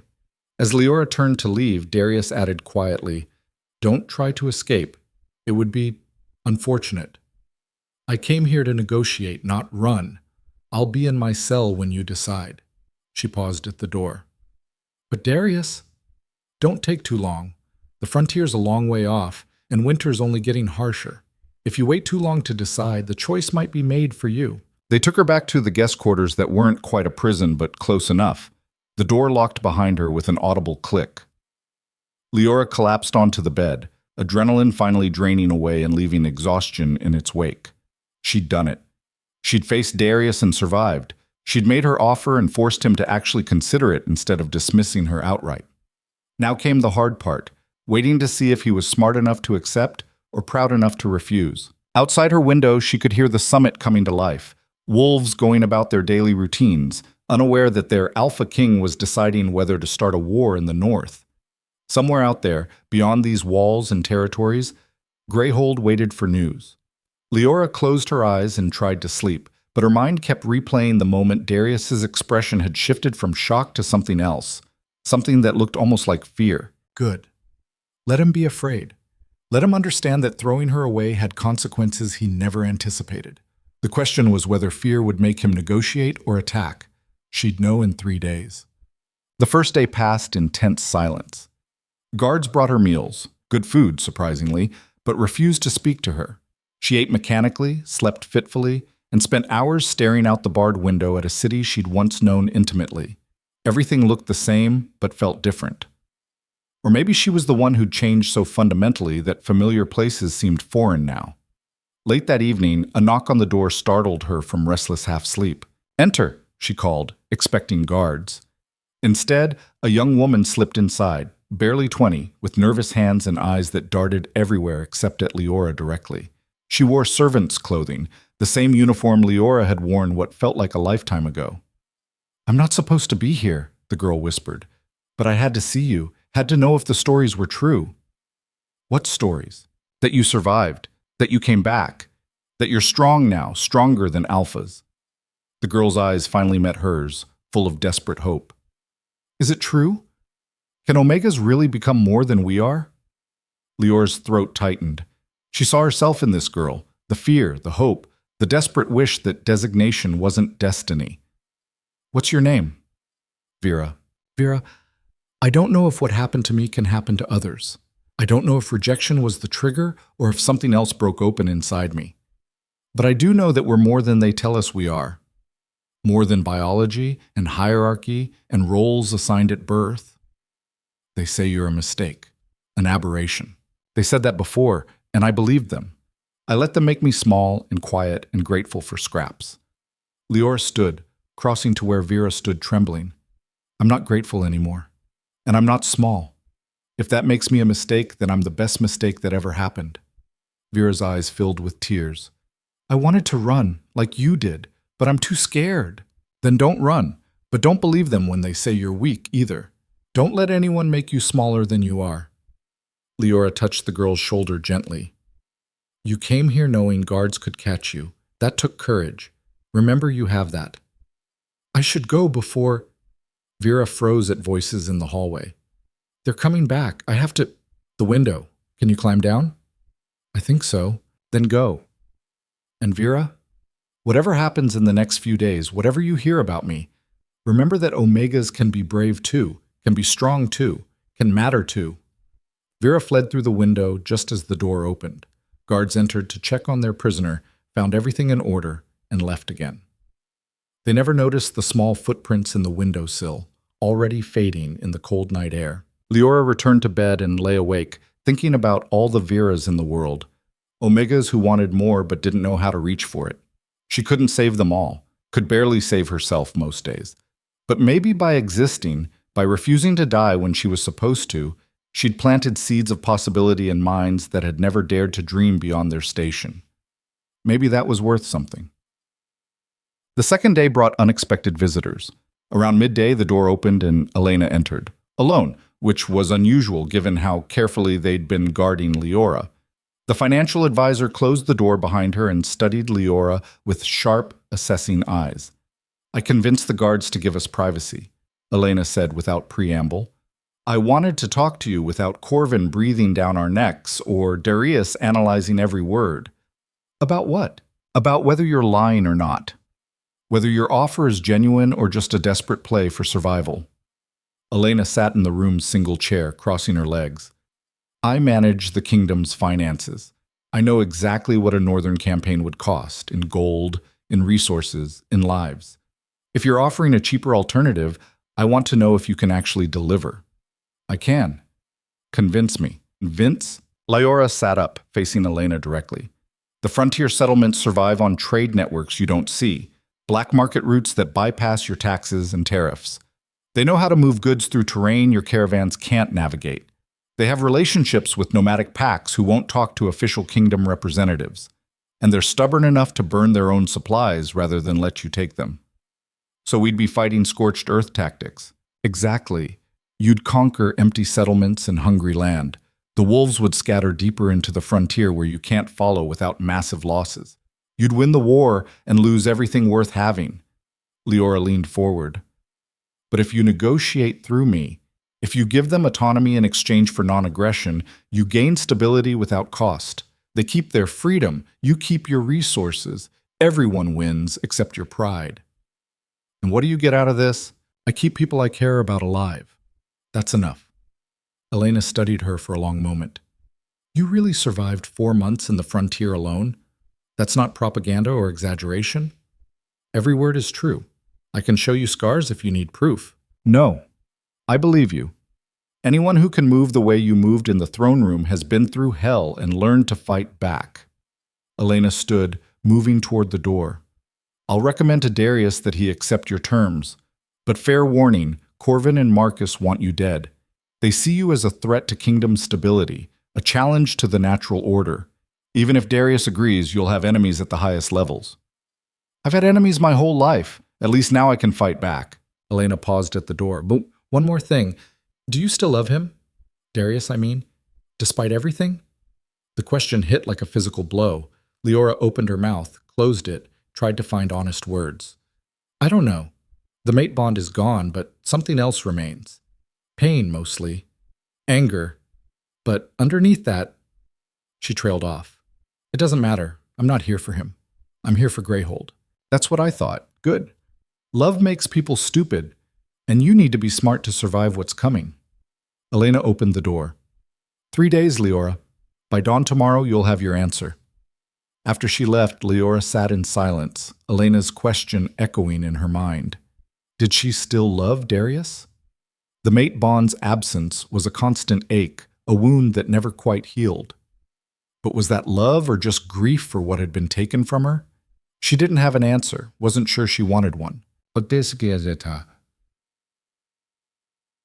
third day arrived with unexpected chaos. Liora woke to shouting outside her door, the clash of weapons, wolves snarling in wordless fury. She was on her feet instantly, every sense alert for danger. The door burst open and a guard stumbled in, bleeding from a deep gash across his shoulder. Rogues, he gasped. In the city, dozens of them. He collapsed. Liora caught him, lowered him carefully to the floor. Behind him, the hallway was pandemonium. Guards rushing toward the sounds of battle. Servants fleeing in panic, someone screaming about fire. She should stay here, should wait for this to resolve, should let Darius's people handle whatever threat had breached their supposedly impenetrable city. Instead, Liora stepped over the fallen guard and ran toward the chaos. The main courtyard had become a battlefield. Rogues, at least 30 of them, had somehow breached the outer walls and were cutting through city guards with brutal efficiency. They were organized, well-armed, fighting with the coordination of trained soldiers rather than desperate outlaws. This wasn't a random raid. This was an attack. Liora spotted Darius immediately. In the thick of it, fighting 3 rogues simultaneously with the deadly grace of someone who'd earned his power through combat rather than inheritance. But he was being pressed back, other rogues moving to flank him, and his guards were too busy with their own fights to help. She didn't think, didn't calculate, didn't consider that saving him might undermine her negotiating position or make her look weak. She just moved. Liora hit the first rogue like a battering ram, taking him completely by surprise. They went down in a tangle of limbs, her knee finding his throat before he could recover.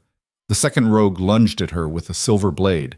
She twisted, grabbed his wrist, broke it with a sharp crack that made him scream. The third had time to register shock before she was on him too, moving with speed that made her nearly invisible. Within 30 seconds, all three were down. Liora straightened, breathing hard, and found Darius staring at her. "You should be in your quarters," he said, almost conversational despite the blood on his face. "You should have better security." Liora scanned the courtyard. "These aren't random rogues. Look at their equipment, their coordination. Someone funded this attack. Someone with resources and a grudge." "I know." Darius moved to fight beside her, not because he needed help, but because tactically it made sense. Two powerful wolves fighting together could change the tide of battle. The question is who? They fought back to back, a rhythm falling into place without discussion. Darius handled the rogues coming from the left, Liora took the right. When one broke through her guard, he was there. When two tried to flank him, she intercepted. It was efficient, brutal, and over faster than it should have been. The last rogue fled, leaving bodies and wounded scattered across the courtyard. City guards secured the area, tending to injured and binding prisoners for questioning. Medics rushed in to treat the worst cases. Liora found herself standing in the aftermath, covered in blood, most of it not hers, with Darius 3 feet away doing the same mental inventory of damage. "Why did you help?" he asked finally. "You could have stayed hidden. Let us handle it. Use the chaos to escape." "I came here to negotiate peace, not watch people die when I could prevent it." Liora wiped blood from her face with her sleeve.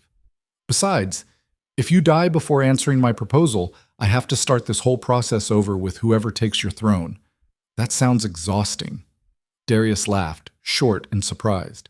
"You fight well, better than most alphas." "I had good teachers. The frontier doesn't let you survive with mediocre skills. Clearly." He was quiet for a moment, studying her with that intense focus that had always made her feel transparent. "My advisors have been debating your proposal for 3 days. Corvin wants you executed. Marcus wants you imprisoned as insurance. Elena sees the financial sense. Ren thinks you're the most interesting thing to happen to the kingdom in decades. And you? I think you're dangerous, unpredictable, and possibly the smartest person in the room for recognizing that this consolidation plan has flaws I didn't want to acknowledge." Darius took a step closer. "I also think you saved my life just now, when you had every reason to let me die." "Don't read too much into it. I just don't like rogues." "Liora." The way he said her name made her chest ache with phantom pain from the severed bond. "I'm accepting your proposal. You'll act as liaison between the kingdom and frontier settlements. They keep autonomy in exchange for non-aggression. We'll draft formal terms, establish communication protocols, set up trade agreements that benefit both sides." Relief flooded through her so intensely she felt dizzy. "You mean it?" "I mean it. But there are conditions." His expression turned serious. "You'll report to me directly, monthly at minimum, more often if situations develop. You'll have authority to negotiate within established parameters, but not to make unilateral decisions that affect kingdom security. And if any frontier settlement breaks the terms, harbors enemies, raids our territories, threatens our people, the deal is void and we respond with force." "That's fair. Greyhold will agree to those terms." "I'm not finished." Darius moved closer still, near enough that she could smell pine and smoke beneath the copper scent of blood. "You'll also have a title, an official status. Ambassador, maybe, or special envoy. Something that gives you diplomatic immunity and protection under kingdom law. You can't negotiate effectively if you're still legally a banished Omega with no standing." "I don't need a title."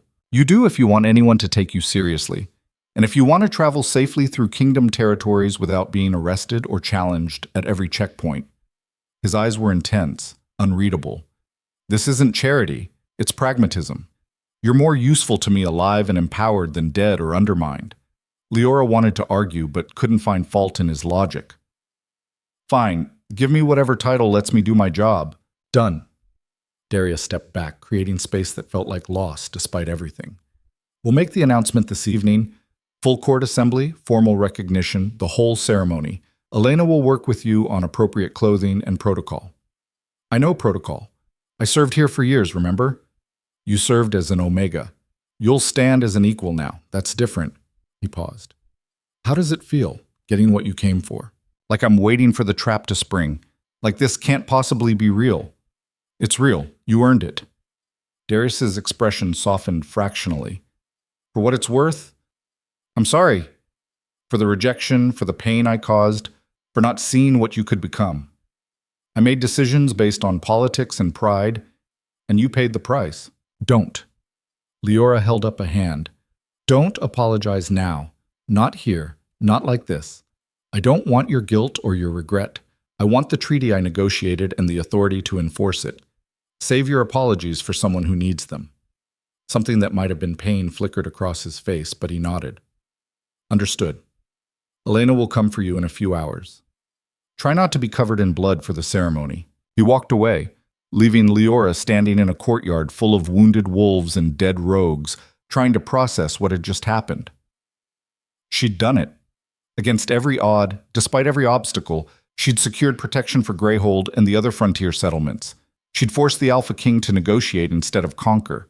She'd proven that power could be wielded without armies, that one wolf with courage and conviction could change the trajectory of kingdoms. And she'd done it all while fighting the ghost of a mate bond that would never stop aching.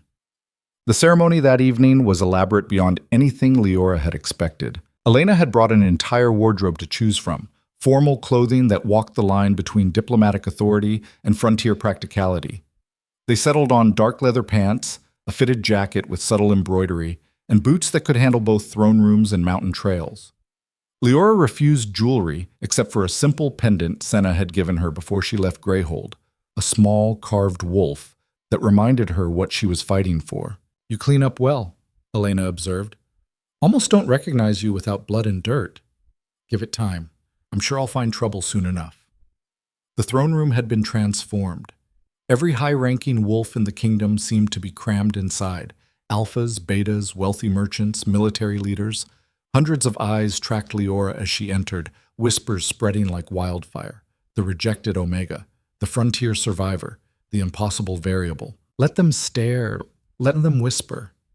She'd earned this moment. Darius stood before his throne in full ceremonial regalia, looking every inch the Alpha King. When Liora reached the designated spot, when silence finally fell, he addressed the assembly. 4 months ago, I rejected my mate, severed the bond, and sent her to the frontier to die. His voice carried to every corner.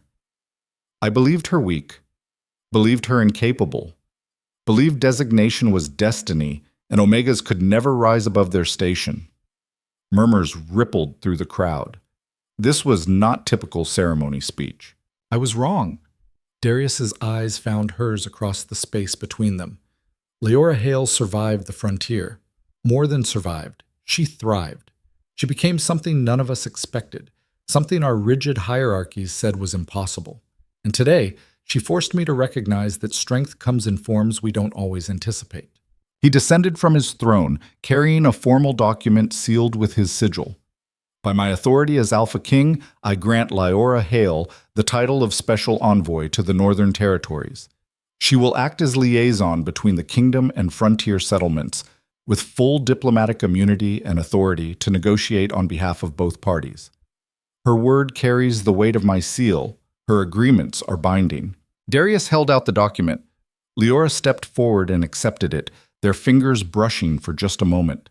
The phantom bond ached sharply, a reminder of what had been and what could never be again.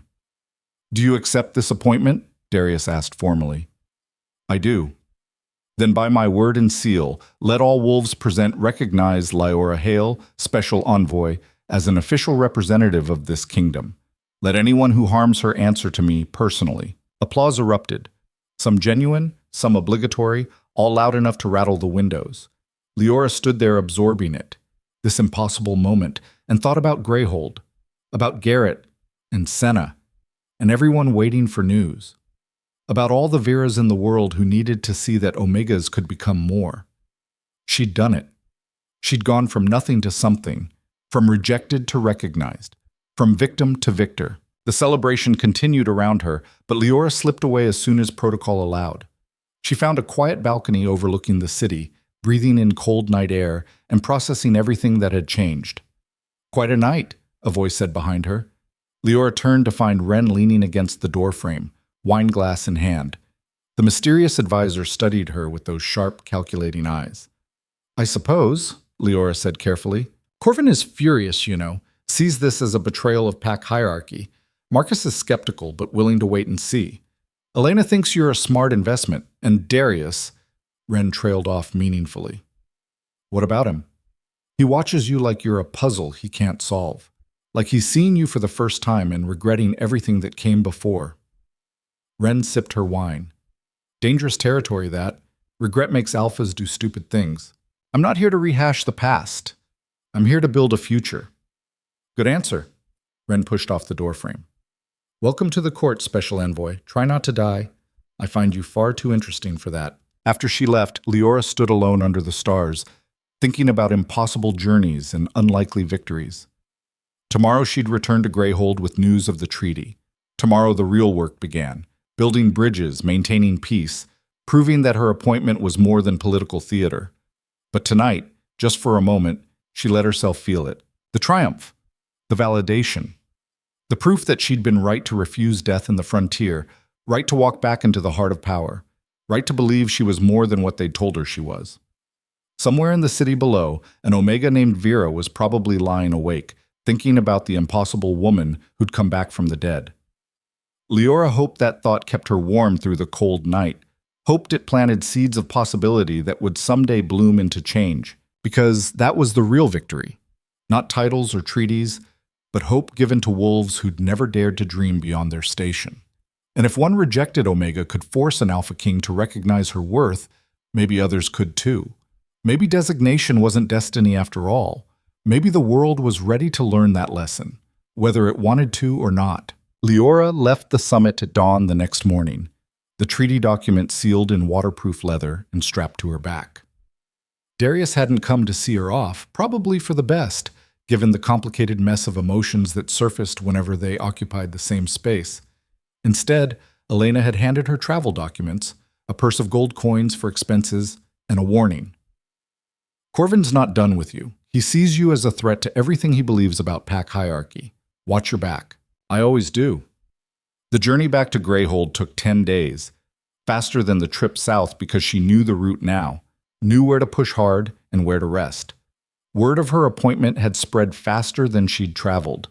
At checkpoints, guards who'd been suspicious before now showed grudging respect. In villages, wolves stared openly, some with hope and others with resentment. The rejected Omega, who'd become Special Envoy. The impossible story made flesh. On the 8th day, she encountered a group of young wolves, 3 Omegas and a Beta, camped by the roadside.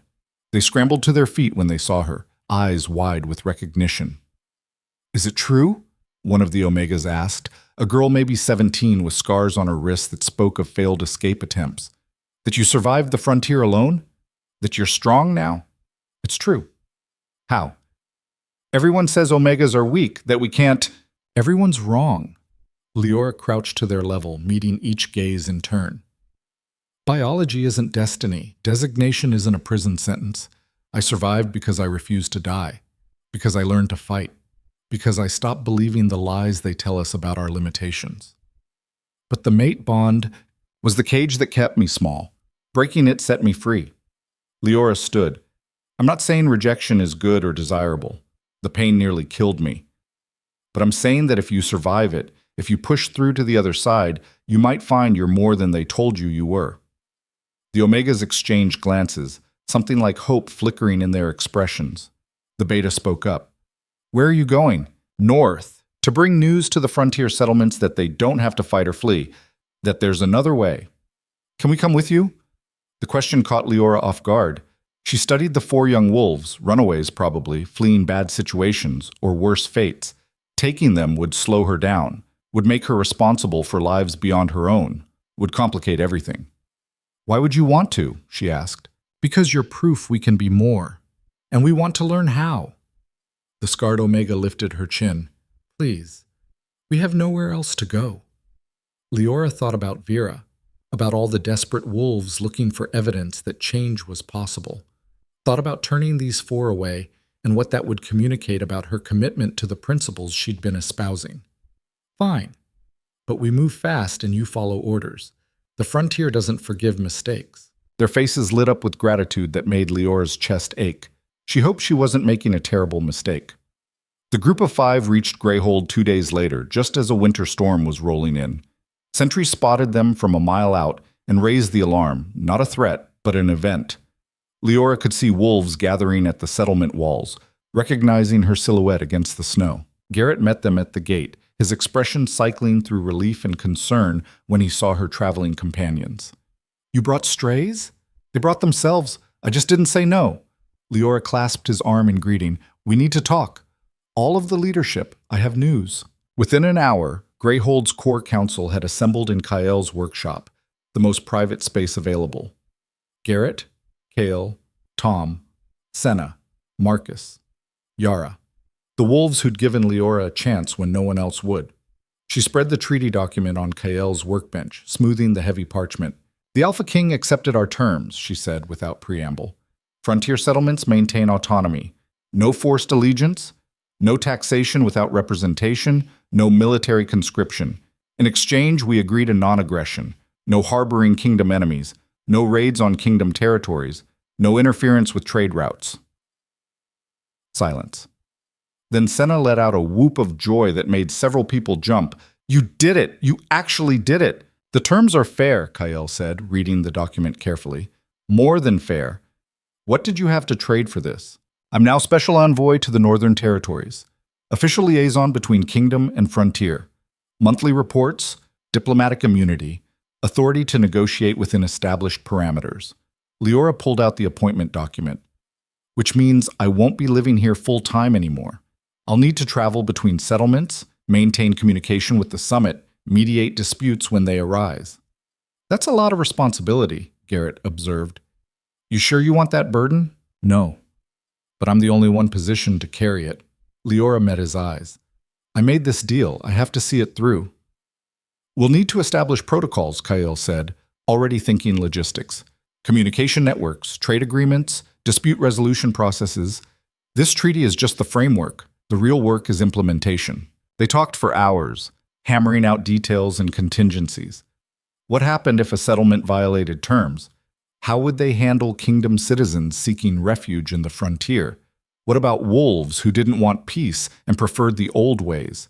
The questions were endless, the answers imperfect, but they were building something, an actual system instead of chaos. As the meeting finally wound down and others filtered out, Garrett lingered. "Can I ask you something personal?" "You're going to anyway." "Did you see him? Talk to him beyond the official negotiations?"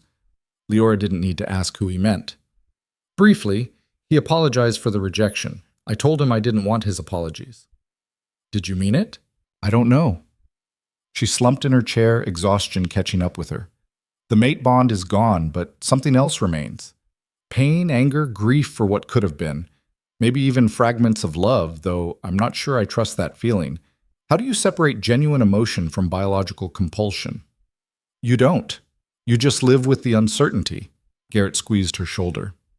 "Get some rest. Tomorrow we start figuring out how to make this piece actually work." That night, Liora lay in her familiar bunk surrounded by the sounds of sleeping wolves and thought about impossible things. 6 months ago, she'd been a servant who barely spoke above a whisper. Now she was negotiating treaties with Alpha Kings and making decisions that affected entire territories. The transformation should have felt triumphant. Instead, it felt heavy. Responsibility was weight, and she was carrying more of it every day.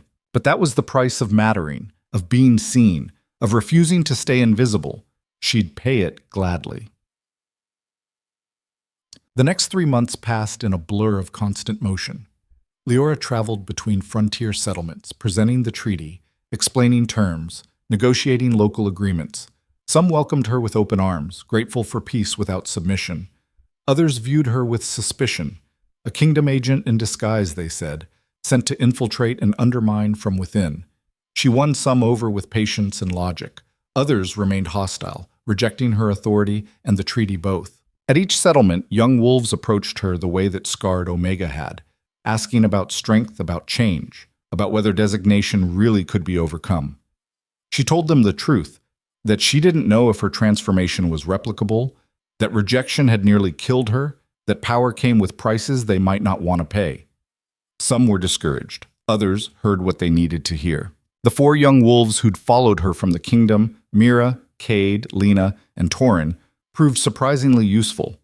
They carried messages, helped establish communication networks, and served as living proof that wolves from privileged backgrounds could adapt to frontier life if they chose to. Mira, the scarred Omega, showed particular aptitude for diplomacy. She had a gift for reading people and finding common ground. "You're good at this," Liora told her one evening after Mira had successfully mediated a dispute between two settlements over hunting territory. "I spent years learning to navigate dangerous people with bad intentions. Turns out those skills transfer to diplomacy." Mira's smile was wry. Who knew abuse could be educational? That's a dark way to look at it. It's a realistic way. We use what we have. Isn't that what you did? Took the pain of rejection and forged it into something useful? Liora had no good answer to that. Maybe Mira was right. Maybe their traumas weren't just wounds to heal from, but raw materials to build with. The thought was uncomfortable and oddly comforting at the same time. On her monthly trip to the summit for official reports, Liora found the political landscape shifting. Corvin's opposition had grown louder. He'd gathered allies among traditionalist alphas who saw the frontier treaty as dangerous precedent. If settlements could maintain autonomy, what stopped pacts within the kingdom from demanding the same? If Omegas could rise to positions of authority, what happened to the hierarchy that kept everyone in their place? "He's planning something," Elena warned during one of their private meetings. "I don't know what, but he's holding closed-door sessions with military leaders and consolidating support among conservative factions." "Let him plan. The treaty is sealed. He can't break it without Darius's approval. Unless he removes Darius from the equation." The words hung in the air like a death sentence.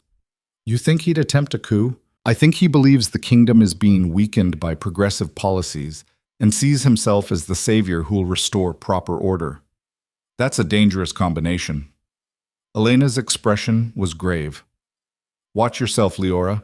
You're a symbol of everything he opposes. If he moves against Darius, you'll be a target too." Liora filed the warning away and continued her work. She couldn't control court politics, could only focus on maintaining the fragile peace she'd negotiated. The real test came in the 5th month, when a frontier settlement called Ironhold violated treaty terms. Refugees from the kingdom had been crossing into frontier territory, wolves fleeing bad situations, seeking the freedom frontier life supposedly offered. The treaty specified that dangerous criminals couldn't be harbored, but defined dangerous loosely enough to allow interpretation. Ironhold had taken in a group of wolves accused of sedition, speaking out against the Alpha King, organizing protests, distributing literature criticizing kingdom policies. The kingdom demanded their return for trial. Ironhold refused, claiming political speech wasn't a crime worth extradition. Both sides appealed to Liora as mediator. She arrived in Ironhold to find the settlement on the verge of fortifying for war. Their leader, a grizzled alpha named Stone, greeted her with suspicion barely concealed. "You're here to tell us to hand over innocent wolves to kingdom justice," he said flatly. "I'm here to understand the situation before making recommendations." Liora studied the defensive preparations, not professional, but determined. "Show me these refugees. Let me hear their story." The refugees were young, idealistic, angry at injustices they'd seen in kingdom territories. They'd spoken out, organized gatherings, printed pamphlets questioning whether the Alpha King's power should be absolute or subject to council oversight. Sedition by kingdom law, but hardly dangerous by any reasonable standard. Liora spent 3 days interviewing everyone involved, reading the kingdom's official charges, reviewing treaty language. The answer wasn't simple. Technically, the kingdom had grounds for extradition. Practically, returning these wolves for trial would send a message that frontier settlements couldn't offer real refuge to anyone the kingdom wanted back. She called both parties to a negotiation session, Stone from Ironhold and a kingdom representative named Vale who'd traveled north for this purpose. "The treaty says dangerous criminals can't be harbored," Liora began. "Let's define dangerous." These wolves spoke words and printed papers. They organized peaceful gatherings. They didn't commit violence, didn't threaten violence, didn't plan insurrection. They criticized policy. "Sedition is dangerous," Vale argued. "It undermines authority and sows discord. So does bad policy. If criticism is sedition, then you're saying the Alpha King is above accountability. Is that really the position you want to take?" Vale's jaw tightened. These wolves broke kingdom law. They must face consequences. I agree they should face consequences, but those consequences should fit the crime. Liora turned to Stone. Ironhold, are you willing to accept jurisdiction over these wolves? Try them under frontier law for their actions, impose appropriate penalties, and prevent them from engaging in kingdom politics while resident here? Stone considered. What penalties? Community service, fines if they have resources, public apologies if warranted, but not imprisonment for speech, and not return to a kingdom that will execute them for words. That's acceptable. It's not acceptable to us, Vale snapped. Kingdom law doesn't extend to frontier territory. That's the whole point of the treaty. Liora kept her voice level despite growing frustration. You can't have it both ways, claiming settlements are autonomous but demanding they enforce kingdom law. Pick one. This is exactly the kind of progressive nonsense that weakens kingdoms, Vale said coldly. Corvin warned me you'd side with lawbreakers over legitimate authority. I'm siding with the treaty we all signed. If the kingdom has a problem with it, take it up with the Alpha King. But unless he personally tells me these terms are void, I'm enforcing them as written. Vale left in anger, promising to report everything to Darius and Corvin. Stone grudgingly accepted the compromise, though he clearly would have preferred telling the kingdom to go to hell entirely. The refugees themselves were relieved. Trial by frontier standards beat execution by kingdom law. Liora returned to the summit for her monthly report, expecting confrontation. She got it, but not from the direction she'd anticipated. Corvin ambushed her in the hallway outside the council chambers, backed by 3 loyal alphas who blocked her exit. You've gone too far, he said without preamble. Undermining kingdom authority, protecting criminals, spreading dangerous ideas about Omega equality. I enforce the treaty exactly as written. If you have complaints about treaty language, take them to Darius. The Alpha King has been compromised by sentiment. Regret over rejecting you, guilt over past actions. He's not thinking clearly. Corvin stepped closer. But I am, and I know a threat when I see one. Is there a point to this conversation, or are you just practicing your villain speech? One of Corvin's allies growled low. Corvin held up a hand. The point is this. Your little experiment in frontier autonomy ends today. We're marching north with sufficient force to bring every settlement under proper kingdom control, and you're not going to stop us. Darius authorized this? Darius will be informed once the decision is made. By then, it'll be too late to reverse. Corvin's smile was cold. You should have stayed dead in the frontier, Omega. Coming back was the worst mistake of your miserable life. He walked away, his allies following. Liora stood frozen for a moment, processing the implications. A coup. Elena had been right. Corvin was making his move, and he'd use the frontier situation as justification. Restore order, eliminate progressive elements, return to traditional hierarchy. She had to warn Darius. Had to stop this before armies marched and the fragile peace shattered. Liora ran. She found Darius in the war room reviewing maps with Marcus.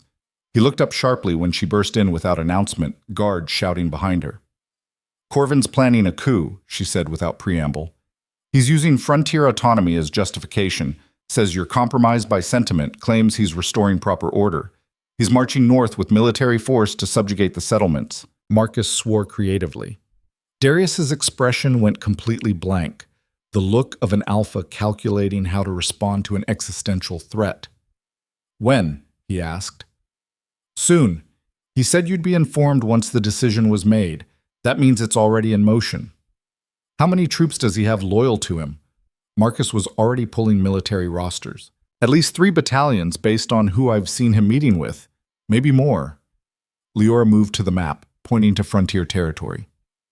If he marches north, settlements will fight. They'll lose, but it'll be bloody. And every death will prove that the treaty was worthless, that negotiation was pointless, that only violence matters. Then we stop him before he marches. Darius's voice was cold, controlled fury. Marcus, secure loyalist troops. Lock down the barracks. Anyone who won't swear immediate allegiance to me personally gets confined to quarters until this is resolved. That could trigger the coup faster, force his hand. Better than letting him organize at leisure. Darius turned to Liora. Can you get a message to Greyhold? Warn them to prepare defenses in case Corvin's troops are already in motion? I can try, but do it now. Liora ran again, this time to the communications office, where ravens were kept for urgent messages. She scrawled a warning: Corvin planning military action, prepare defenses, don't engage unless attacked, and sent birds to every settlement she'd established contact with. It wasn't enough. Messages took days to arrive, and Corvin's troops could move faster. But it was something. By evening, the summit was in chaos. Darius had moved against Corvin's faction with ruthless efficiency, arresting key supporters, securing armories, placing loyalist guards at every strategic position. But Corvin himself had vanished, along with his closest allies and at least 2 battalions of troops. He's already marching, Marcus reported grimly. Left this morning before we moved. He's got maybe 6 hours head start. Then we follow. Intercept before he reaches frontier territory. Darius was already pulling on armor. Liora, you're staying here. Too dangerous. Like hell I am. This is my treaty, my responsibility. I'm coming. You're not a soldier. Neither are the frontier wolves about to get slaughtered, but they'll fight anyway because I promised them protection. Liora grabbed a sword from the weapons rack. Not her preferred weapon, but better than nothing. You don't get to bench me now. Darius looked like he wanted to argue, but didn't have time. Fine, but you stay with the command group. No heroics. They rode out within the hour. Darius, Marcus, 300 loyalist soldiers, and Liora.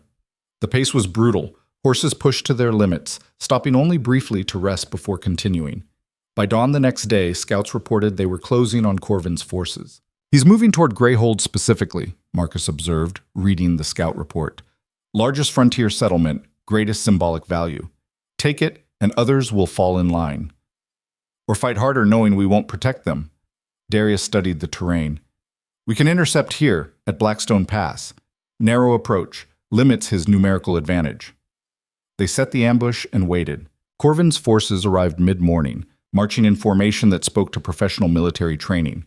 When they saw Darius's troops blocking the pass, they stopped.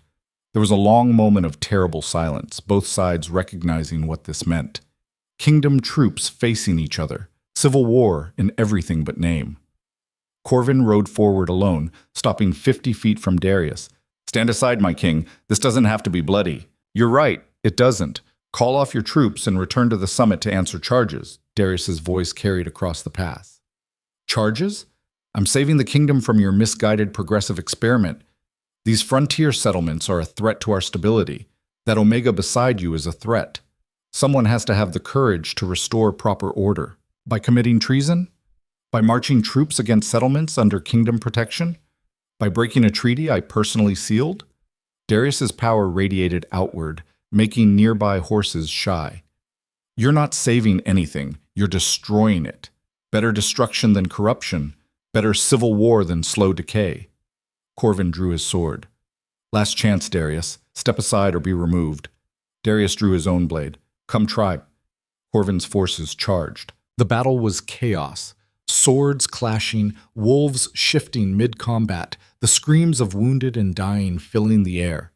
Liora stayed with the command group as ordered, watching Darius and Marcus coordinate defense and counterattack with practiced efficiency. But as she watched, she saw something that made her blood run cold. A group of Corvin's soldiers had split off from the main force, circling wide to flank through rough terrain. They were heading for a cliff path that would let them attack the command position from behind, killing Darius and turning the battle in one stroke. She had maybe 30 seconds to decide. Stay with the command group as ordered, or intercept that flanking force alone. Liora ran toward the cliff path. She reached it just as the first soldiers crested the rise, 5 of them, armed and deadly. They stopped when they saw her, surprise giving her the opening she needed. Liora attacked before they could coordinate, moving with speed that made her nearly invisible. The fight was brutal and desperate. She was outnumbered, they were trained, and the cliff path was narrow enough that one wrong step meant a deadly fall. But she'd trained in the frontier, fought rogues and raiders and worse. She knew how to use terrain, how to turn size disadvantage into leverage. The first soldier went down with a sword through his chest. The second she threw off the cliff path entirely. He screamed all the way down. The third managed to wound her, a deep gash across her ribs that burned like fire, but she killed him anyway. The fourth and fifth came at her together, coordinated. and she knew with sudden clarity that this was it. She could maybe take one more before the other finished her. Then Darius was there, appearing like an avenging spirit, cutting down one soldier while Liora dispatched the other. They stood panting in the aftermath, surrounded by bodies, both bleeding from multiple wounds. "I told you to stay with command," Darius said. "You're welcome for saving your life." "You're impossible." "Yeah, I've heard that before." They returned to the battle to find it winding down. Corvin's forces were surrendering, their leader captured after Marcus personally took him down. The pass was littered with wounded and dead from both sides. Wolves who died for ideology, for tradition, for different visions of what their kingdom should be. Liora stood looking at the carnage and felt sick.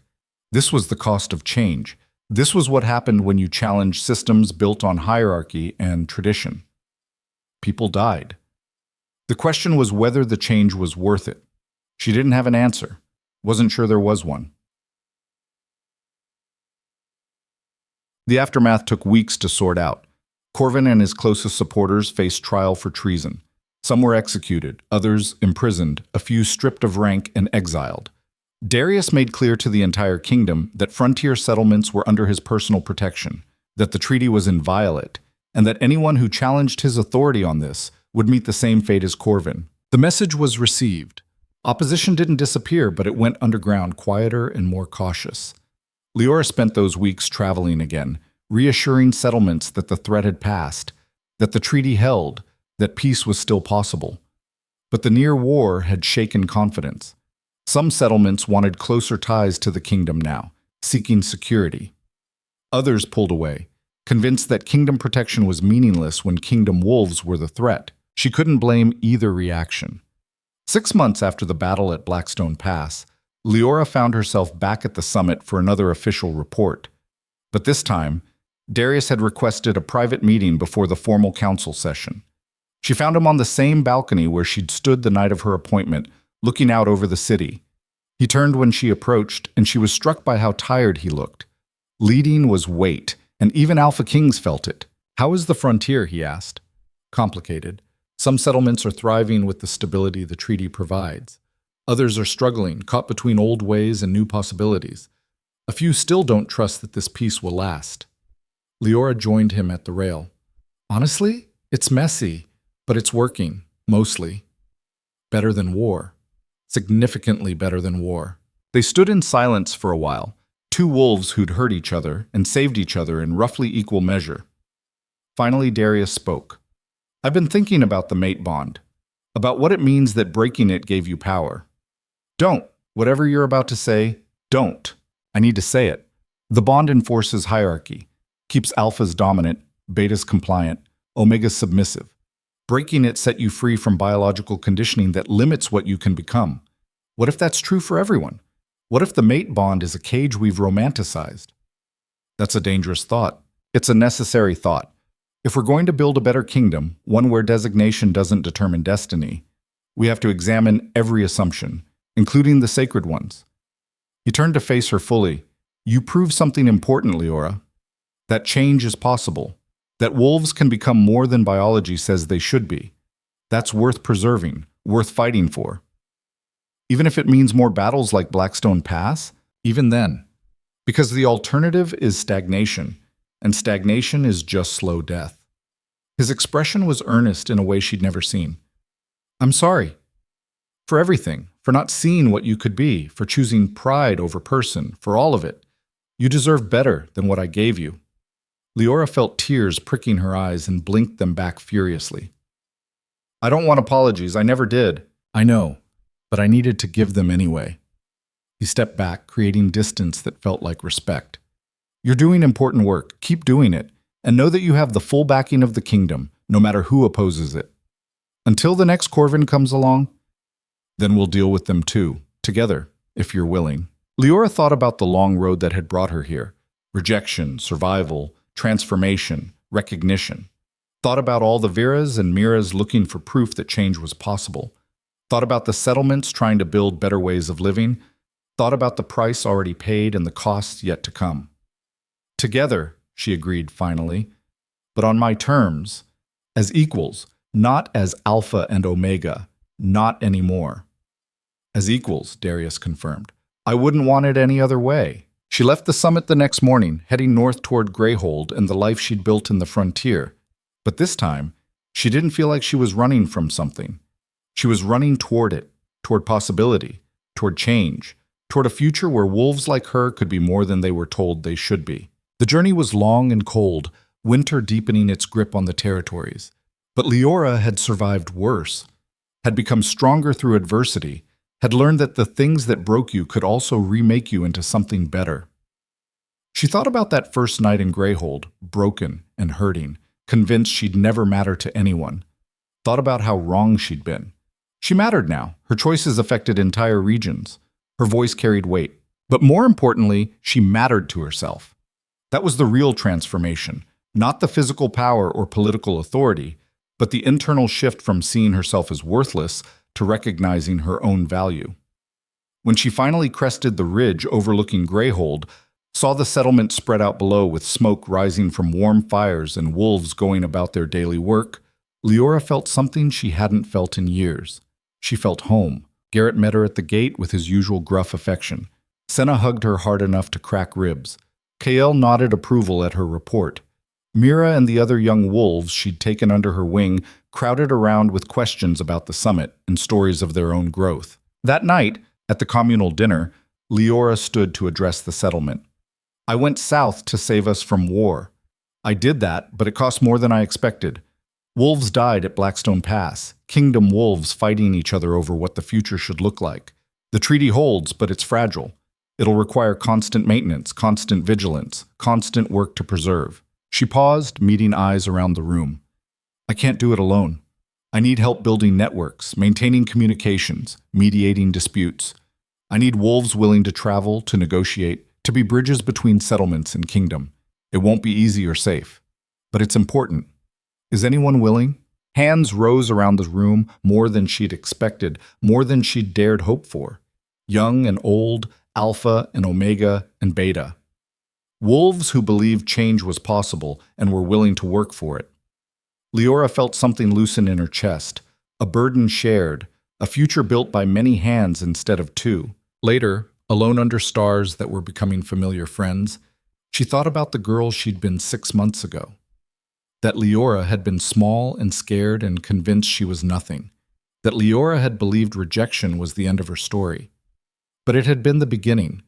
The painful, necessary beginning of becoming something more. She didn't know what the future held. The treaty was fragile, opposition hadn't disappeared, and changing centuries of hierarchy would take generations. But they'd started. They'd proven it was possible. And that was enough for now. Liora looked up at the moon, the same moon that had witnessed her rejection, her survival, her transformation. She'd once blamed it for pairing her with Darius, for creating a bond that became her cage. Now she was grateful, because that bond breaking had set her free to discover what she really was. Not an Omega who'd failed to be good enough, but a wolf who'd refused to accept limitations others tried to impose. The moon watched silently, neither judging nor approving, just present, constant, witnessing. And Liora Hale, former servant, rejected mate, special envoy to the Northern Territories, impossible variable in a world built on certainty, smiled up at it and thought, thank you for the rejection. It was the best terrible thing that ever happened to me. Because sometimes being thrown away was the only way to discover you were never garbage in the first place. Sometimes breaking was the only path to becoming unbreakable. Sometimes the girl everyone said was nothing had to lose everything to find out she was actually everything she needed to be. The frontier wind picked up, cold and sharp and full of promise. Liora turned her back on the past and walked toward the future, toward the settlement full of wolves who believed change was possible, toward the work that would never be finished but was worth doing anyway. She'd been rejected by an alpha king and cast into the wilderness to die. Instead, she'd survived, adapted, transformed, and in doing so had started a revolution that would outlive them all. Not bad for a girl who was once too scared to raise her voice above a whisper. Not bad at all.